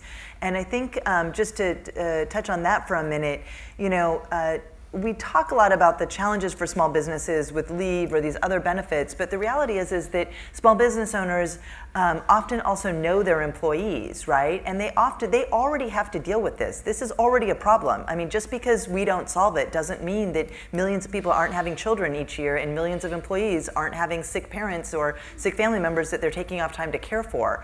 And at least many of the small business owners that I have met and I know, they don't want to look at this person that they have to work with every day in a small office and say, yeah, I don't really care that you just had a baby, you need to come back to work tomorrow, or I don't really care that your mom is sick, get back here, right? That's not going to make a very good workplace, and they're probably going to be losing a lot of employees. So they're already dealing with this problem, but they're dealing with it on their own, and they're having to pay for it on their own. And so what I've heard, and what I believe that many of the focus groups in the polling have shown, is that small business owners are like, wait, you could take this off my plate? You could, I would just have to deal with the time that this employee is gone, but you'll deal with the money side of it? Oh, that's a huge relief. That's a benefit to them. So it's not an employer mandate. It's not something they have to deal with. They have to deal with the problem that they already have, which is that employee isn't around. That's a problem they already are dealing with, but now they don't have to deal with the money side. So that's a win for them. And I think we too often ignore the fact that people they're already giving people time off, but they don't have a system. Great. Please join me in thanking Harry and Heather, and remember, leave Grover alone. Leave Grover alone. Your old friend. What's happening now? 5 minutes break and then. A 5-minute break. Please be as prompt as you were last time for the very important people to come.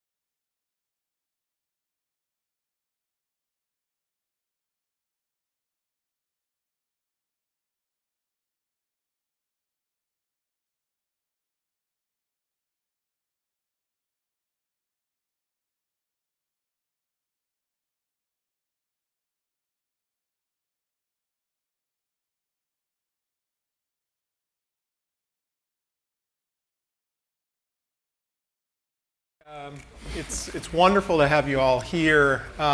One remark I wanted to make before we get started with the panel is, as you've seen, we've got people sort of on the left and on the right, but one of the things that's been very interesting in this process is to see that people who are sort of on one side versus the other in general, when it gets to the specifics, are not necessarily. So that's been a really interesting piece of it.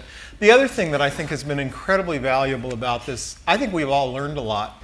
And in many cases, our positions have changed, or at least in terms of what we thought was acceptable has changed. At least I can say that for myself, but I think that's true more generally.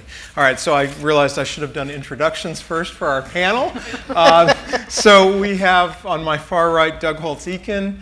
Doug is currently president. Yeah, pretty much. He is on your far right. Well, yes. My remarks are done. Yeah, we're done. Doug is president of the American Action Forum. He was previously director of the Congressional Budget Office, and then before that was a professor at Syracuse. Then I have Betsy Stevenson. Only slightly to your right. Only slightly to my right. Who's an associate professor at the Ford School at Michigan, and among other things, she was previously a member on the Council of Economic Advisors and chief economist of the U.S. Department of Labor. I'm Chris Room. I'm a professor at the University of Virginia in the Public Policy School, and I may have the distinction of being the person who's worked on parental leave issues the longest in this room, although I'm not sure Jane might be up there as well, but we're up there. So what we're supposed to do in our panel is focus on costs and benefits, and so as much as possible I'm going to ask my two distinguished panelists to do so, but things kind of filter in more broadly. So what I'm going to have them do is start out each spending a few minutes, 3 to 5 minutes, talking about kind of what their ideal parental leave or paid leave framework would look like, and then we'll get to some more specifics after that. So Doug, why don't we start with you? Great, thanks Chris. And thank you for the chance to be here at the first AEI-Brookings Public Festival on Misgivings. I want to thank Bell and Aparna for doing this, and I want to have a special shout out to my colleague Ben Giddis, who has just done a lot of work on this, and I've learned a tremendous amount from him. We should probably trade seats if life was fair. I'm here really for two overarching reasons. Number one is the issue itself of leave, which I think is an important issue. And number two, because of this notion of principled compromise being something that's missing in this town. And I've said that a lot, and I came to the point where I had to actually live it, and I think it was important that we do that, even if just as an example of how this can get done. And for that reason, there are lots of things about the particulars in the proposal that I think everyone does have some concerns about. I've always thought of these kinds of things as, coalitions of the grudging, and that's sort of, what we've got here. If I had my druthers, I'd change two main things about the proposal. Number one would be the targeting of the proposal. The empirical fact on the ground is that it's low-income people who have the least access to paid leave, and I think we should target this on household income much more closely. Of those who are under $30,000 and only about 38% or so have their leave paid for. If you're making more than $75,000, that number's up about 75%, about 75%. So, I just think you could be much more efficient with the dollars if you targeted it, and that's something I do. The second thing is how you pay for it. And I have a long budgetary background, and I am deeply concerned about the fact that this conversation is one where we talk about, we got this social insurance program, it's not much, but gee, we'll get something more in the future, and those are words that were used for Social Security, which is currently scheduled to get cut 25% across the board in less than 20 years. Those words are used with Medicare, which runs $300 billion a year deficits and provides substandard care, in my view. Those words were used with Medicaid, which is the single largest budgetary stress for our states and our largest public insurance program, and which is going to be reformed inevitably. And so I wouldn't have added any net new entitlement dollars into this. I think it is unwise to do so. It is a disservice to the very children we're trying to help with this proposal. So I would have paid for all of it with offsets and other mandatory sort of entitlement programs.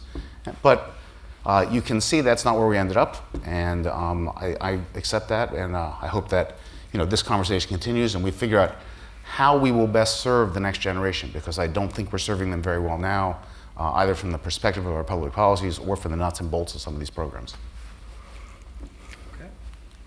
Great, thank you. It is thrilling to be here, and I agree wholeheartedly. The opportunity to participate in something that's truly bipartisan, to find common agreement, and to recognize the fact that the vast majority of Americans, regardless of their political views, think it's time for us to move to adopting paid family leave for the United States. And so it's, I think, an obligation of policymakers to figure out how we come together and do that. And I really do want to congratulate our fearless leaders in coming up with a compromise plan, because it does show that compromise is possible.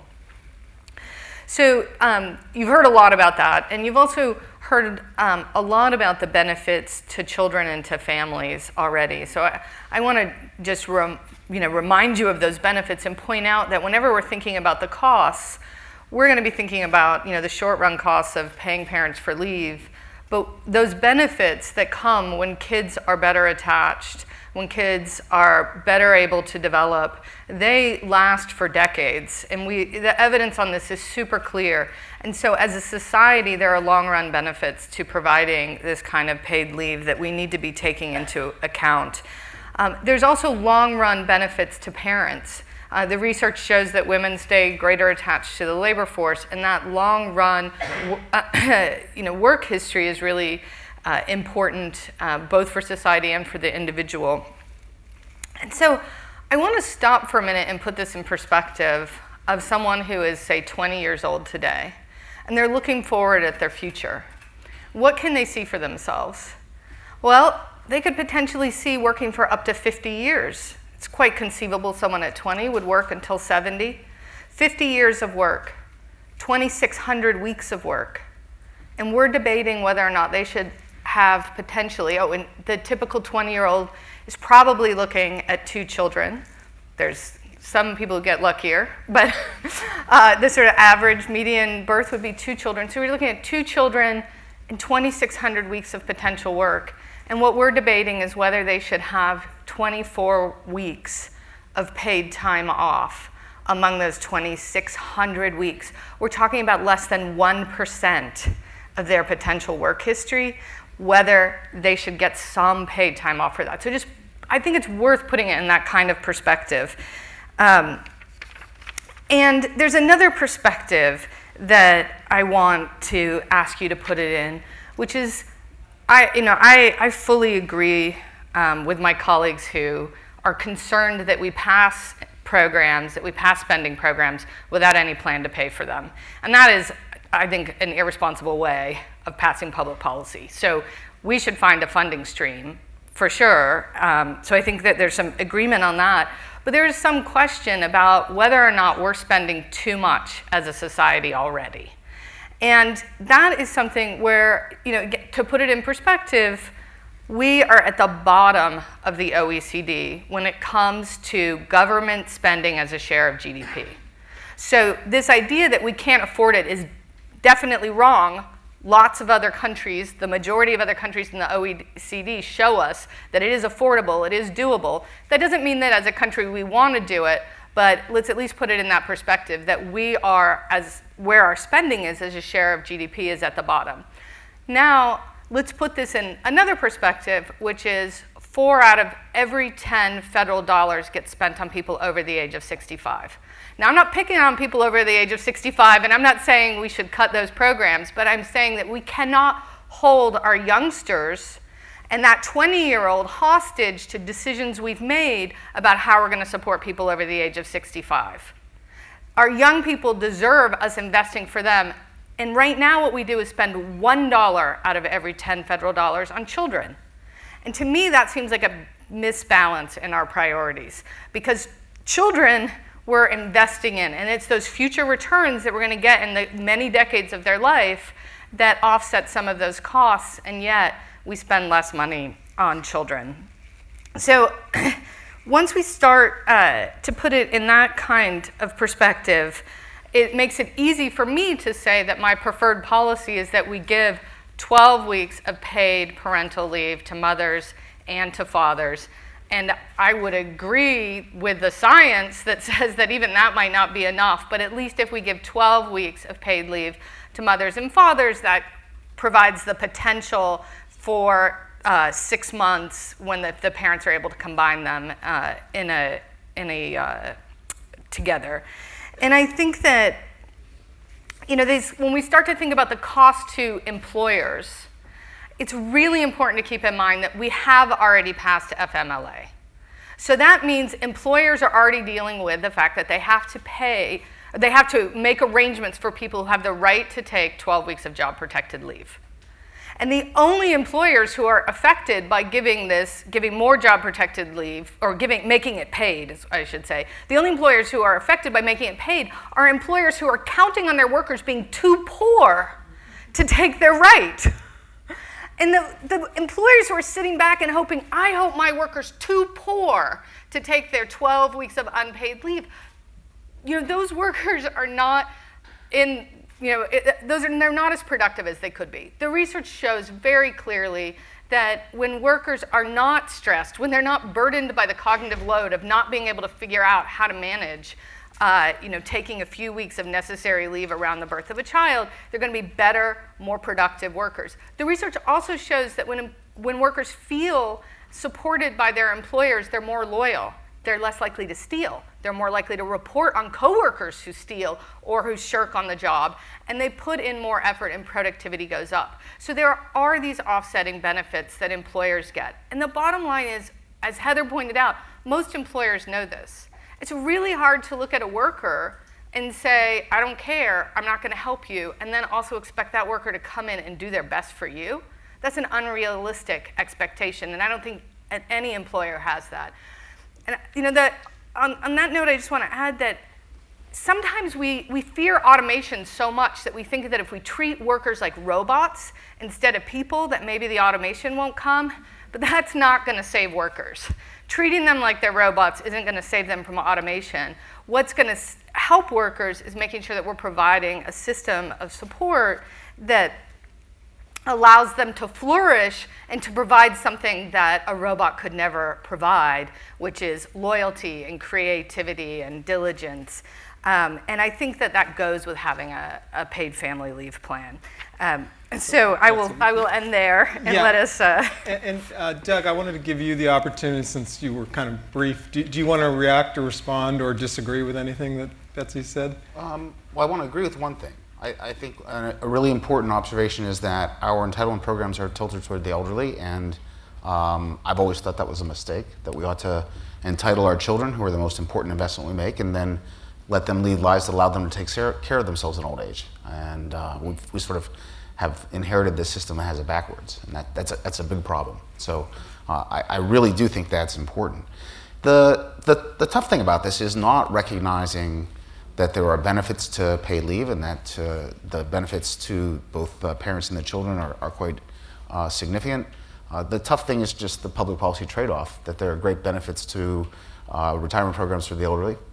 There are great programs to health insurance programs for the elderly. There are great benefits to health insurance programs for low income. And the true costs here, the opportunity costs of one set of benefits versus another, and we can't do all of them. It would be great if we could, but we can't. And unfortunately, the payroll taxes that we might think we're dedicating to this particular initiative have already been dedicated to the future Social Security's, Medicare's, Medicaids, because those programs are just fundamentally not funded. So are they going to cut them back or raise the taxes? So there's nothing sitting out there that's free, and the trade-offs are what I wanted to focus on in thinking about this program. Well, can I actually just raise one trade-off? I see a student of mine in the room, and so she will attest to the fact that I ask my graduate students this every year, which is, you're young, you're coming up, what can government do for you? Do you want a mortgage interest deduction or paid family leave? And the students always, the millennials, you know what they choose? Paid family leave. They don't choose a mortgage interest deduction. So we do have policies that can be cut, and that's one of the reasons why tax expenditures had to be in that sentence, as tortured as it was, because there are places and there are choices, and we have inherited a system in which we're spending a ton of money on things that are not what young people today would necessarily prioritize. Okay, so I want to move on, and broad principles are crucial, but also when you try to implement a program, the devil's often in the details. And so I thought I would have us discuss some of those to see where we agree, where we disagree, and where some of the tough issues are. So the first one I wanted to ask about is coverage of small employers. So as you probably all know, the FMLA exempts small employers, that is those with less than 50 workers in a 75-mile radius. And that's one of the factors that reduces the eligibility for FMLA leave. So I'm wondering for both of you, if we have this paid leave program, what should the policy be with regards to small employers? I think they should be covered. I don't think they should be exempt for a couple of reasons. Number one, we have this sort of reflexive, let's exempt the small business from everything we do in these policy areas. This isn't the only one where this comes up. And to me, that always says, well, let's have a tax on growth, because if you happen to go from being a small business to a larger business, we're going to whack you. And that makes no sense to me. So as a generic matter, I'm always nervous about these things. Second is, this isn't about the employer, it's about the kid, primarily, in my view. And they are born to workers in small and large firms, and we should care about them equally. Right? So I think they should be in. I recognize there will be costs. I think Harry's been eloquent about that, but it's the call I would make. Okay. I agree so wholeheartedly. I got nothing to add. And I do as well, for whatever it's worth. We're done. Yeah, the fact is there's often concern that small businesses face greater costs. And the work we've done so far does not indicate, it indicates broad support among small employers once these programs are in place. So, great. What about the issue of job protection? So in most states that currently have paid leave policies, they do not have job protection beyond what the FMLA gives. The reason that matters, as we just discussed, is many workers aren't covered under FMLA, but are covered under, for example, California's program. So what would be your position on job protection? I think that it's sort of odd to give somebody leave and then say, but don't bother coming back. And so that's called leave. It's a different kind of thing. Yes, we already have unemployment insurance if we want people to be able to be fired at the time that they give birth. So I think that means we really do need job protection. It's all of these things I think can be really difficult. If your employee announces on their first day of work, now today I am going to take 12 weeks off, that's awkward, for sure. It's also probably awkward on their 7th day of work. But I don't know, 10 months in, is that really? So it seems really hard to know where you draw the line, in terms of tenure, and in particular for young workers. The problem with 12 months is young workers hop jobs a lot. And we want them to hop jobs. We need them to hop jobs. In fact, one of the concerns we have about the US macroeconomy is job churning is coming down. So the last thing we want to do is actually reduce job churn through policy. So I think it's one of these things where a work history should be sufficient to enable someone to have protection. And even so, when protection's provided, it's not protection for the rest of your life that you're guaranteed a job. You're guaranteed to be able to come back to a job. That seems right to me. I think the work history is the key. You link it to that, and I think you're okay. I'm not an expert in the labor market part of this, but I am a small employer, and I've got 30 employees. Now, granted, we're a think tank, so it's an over 21 daycare center, but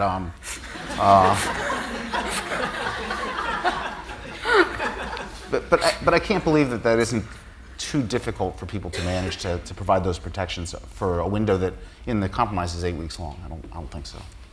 So this is turning into a very frustrating panel because we agree on so much. But I think this does illustrate part of the point. I mean, we are not all politically on the same side. I have a list of things we disagree about. You want to go there? We do disagree on things, but there's a lot we actually agree on. I mean, I share the same opinion. You want to disagree? I think what is great is we do disagree on a lot of things. about paid Like- family leave and other political issues. I think almost everything else. But there are so many things where there is agreement, Right. and that was what a bipartisan effort was supposed to highlight, is where we have the agreement, because that's the path forward. And so might make for a slightly more boring panel, but I think it's actually important to get out there how much agreement that there is on both sides. I totally agree. That's completely right. So I'd like to... I guess I'm going to disagree with that. There we go. So I'd like the two of you to address the issue of gender neutrality. So the policies, the compromise policy, but I think actually virtually every policy we have ever discussed, we view gender neutrality as an important issue. What I'm interested in is, do you have anything to add beyond a specific policy? What can we do to actually encourage true gender neutrality in a paid leave policy? You know, I guess it sounds silly, but the bottom line is the policy has to be neutral, because in the end, the words can surround it in any way that you want, but what matters is the actions on the ground and the sort of equality of the opportunity. And I don't see any way to do it other than that. And so I think it's an important issue, but. Part of the reason why I really believe we need a federal paid leave plan is because we need a cultural shift that says parenting is important and kids are important, and we want moms and dads to take time when they have a newborn to take care of those kids. And we need that cultural shift not just for mothers, but equally for fathers, and in some ways maybe more for fathers, because particularly for less educated men, a lot of the jobs that are opening up for them are in caregiving fields. And these men are having a really hard time envisioning themselves going into those jobs. But boys who grow up with fathers who are caring for them, who are changing their diapers, who are home with them, see masculinity in a very different way and grow up to have very different visions of what it means to be a man. And so this is important not just for the development, for fathers and father-son and father-daughter bonding, but also for raising the next generation of men to succeed in the 21st century economy. So I'm not going to disagree with you. I mean, I think that's right, but is there anything other than having the program that you can do? There are these use it or lose it, but this would be a use it or lose it policy, right? Right. There's not you can't transfer. We're not proposing something where you can transfer the benefits to your spouse or to the wife, to the mother, and so it's a use it or lose it policy. And I think we just have to put it. I agree with you. We just put it out there, but it's part of a cultural shift, which and there's an expectation. Do we expect people to take it? And I think at a federal level, having a federal policy, there's a greater expectation that people take parental leave than if we did some sort of state system where this policy differed across states so much that there wasn't sort of a uniform national shift towards what people do around parenting, around the birth of a child. Yeah, and just to be clear, so in the U.S., all the leave policies we have and the ones we're discussing are an individual right. So that means there's a right to the father and a right to the mother. They're independent of each other, which implies they're use it or lose it. In most other industrialized countries, it's actually a family right. And so then there's this question of how that gets divided. And empirically, what we've seen is that women tend to take the vast bulk of it. So now some countries are putting in an extra piece if the man takes it, things like that, but it's less of an issue. Okay, I think what I'll do, I had one more question I was going to ask, but I think I'll turn to audience questions to give you plenty of time. Yes? Just as a follow-on to that question, I'm very interested in how to make it actually functionally a gender-neutral program. And I know I posed this to you earlier, and I'd be curious what you all think. Is there an extent to which having a shorter program would encourage both parents to take the actual leave as a follow-on to each other versus I do think it's highly likely that if offered, let's say, a 12-week plan, women would be expected to max out just culturally. That's what we've seen empirically, and that's what it feels like culturally, and that men might take less of their time. And if there were a shorter plan, say 6 or 8 weeks, do you think it would be more likely that men might take equally their 6 to 8 weeks to extend the amount of time that they have with the new child? Honestly, my conjecture is yes. Do I have any way to support that? No. Don't have the data. Is there any data that I don't. Well, we know from California that when they gave men 6 weeks of leave, men were taking maybe an extra 3 or 4 days, versus maybe 3 weeks, 3 to 4 weeks on average for the mothers. What we don't know, though, is a state program and a federal program could be very different in the effects. So don't forget about all the single parents. I just actually want to raise one risk. Good point. So I don't know the answer, but I do want to raise a risk to think about, which is that what we see when women don't get enough access to paid leave, like if they have none, is they're very likely to quit because they just can't manage. And my fear is if you make it too short for women, and I've seen this happen to women where they're still trying to struggle to figure out how to breastfeed, and they have to go back to work too soon, and they're overwhelmed. Again, if women quit, then their husband's probably not going to take the leave. They just lost the wife's income. He needs to get the 100%.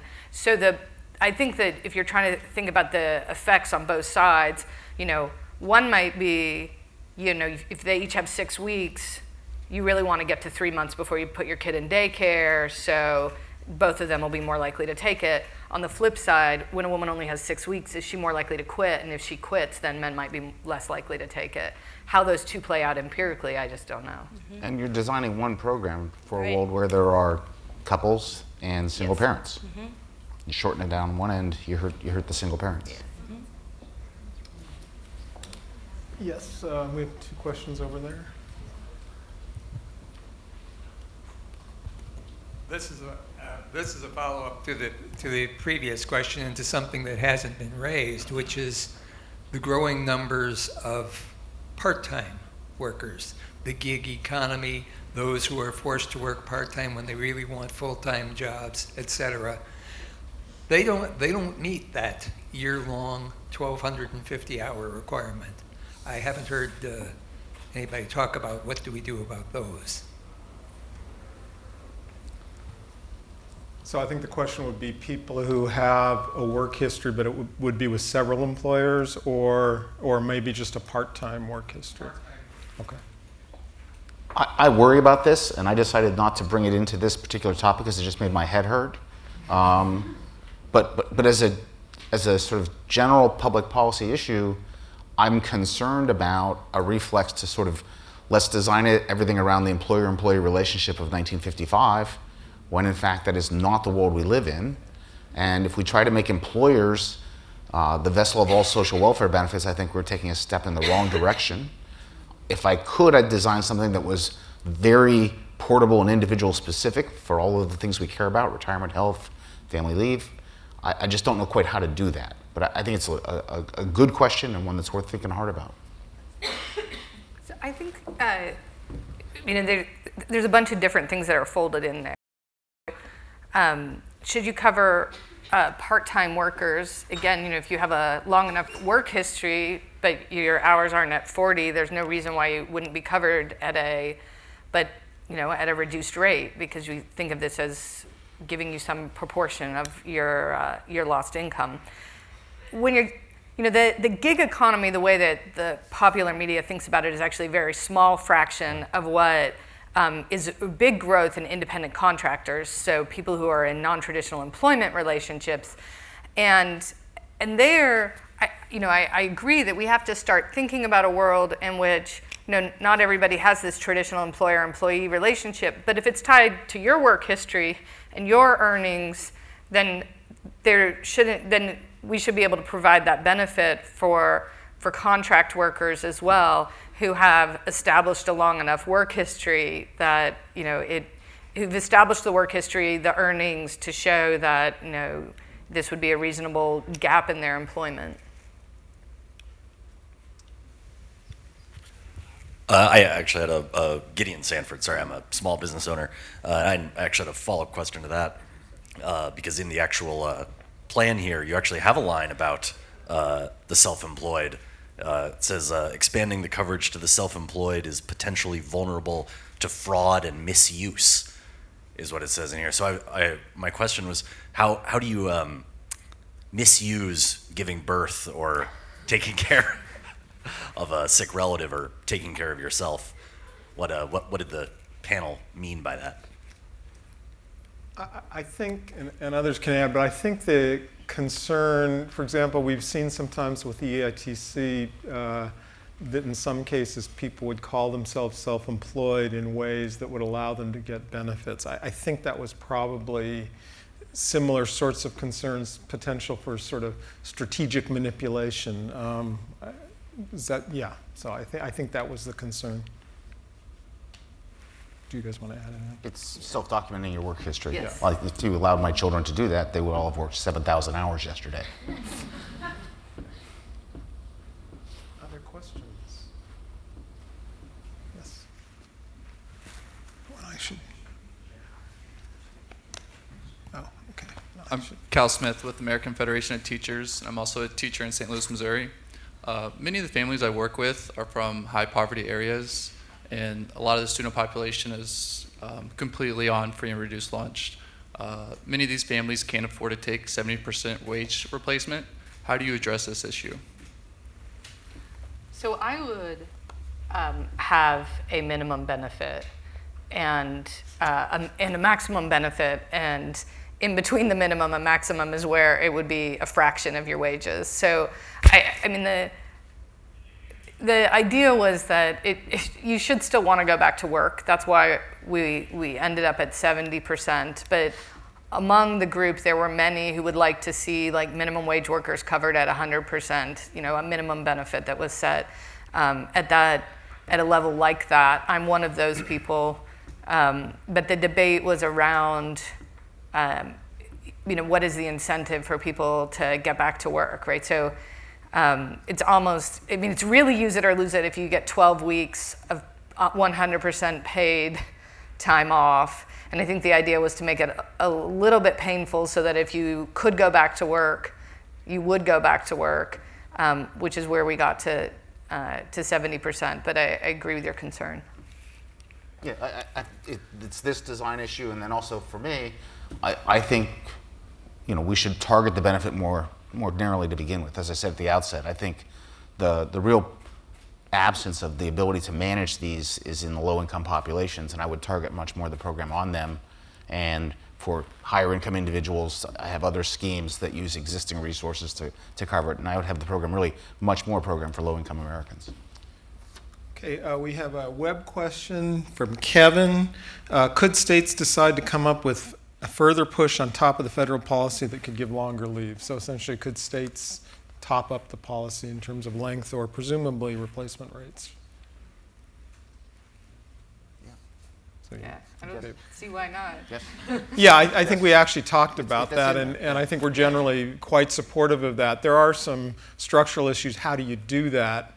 But yeah, I think our view is a federal base. And then if states choose to be more generous in one way or another, we're completely supportive. One last question? Were we going once? Yes. Hi, Onda Greeny. I'm an entrepreneur. I'm curious, was there any discussion about demographics and birth rates? I know like some European countries, maybe Italy or Scandinavian nations, their birth rate is such that the country is shrinking as far as the indigenous population without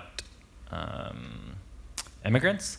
And I know in the United States, I think birth rates are like 2.2, so we're still growing. But I feel like some countries try to provide benefits to create an incentive to have kids and not have a declining birth rate. So was that part of the discussion? I don't think that figured prominently in our discussions. I mean, the reality is the native-born population in the U.S. has sub-replacement fertility. So we're in that class of nations that in the absence of immigration, we shrink in absolute size, population, economy. So I think that's a really important issue. That wasn't the focus here. Such policies do work, right? The best example was Quebec years and years and years ago, had this policy called revenge of the cradle. It's the French trying to get even. And they paid for family size, and the average family size was 8. Works. We did not discuss this as a pronatalist Yeah, policy. I didn't push that one. I'll be honest. in any way, but there's two things. One is that when you support families, when you make it easier for women to combine work and having children, they have more children, and it's when women have to choose between working and having a family, a lot of them choose working over having a family. And so it is pronatalist to support working families. So I agree that it's really important for that. If that's a policy objective, then this is a way to get there. So yeah, many European countries explicitly, their policies are pronatalist and have been for decades. It's actually one of the reasons why Scandinavia actually has relatively high fertility rates compared to Southern Europe. I don't think in the US that's been viewed as a major policy objective. The other thing is, remember, we're talking about maybe 8 weeks or 12 weeks or 6 weeks of leave. We're not talking about 30, 40, 50 weeks. So it's likely those effects would be quite weak for anything that we're talking about. All right, well, I think we are just about out of time, so I would like to thank the panel. I'd like to thank Bell and Aparna for the terrific job. I mean, I just want to stress once again what an amazing job they did coming up with a plan that we could all buy into. And again, to stress, none of us like the plan completely, but we all think this plan is better than what we have now and an important first step. On that happy note, thank you all for coming. Well done.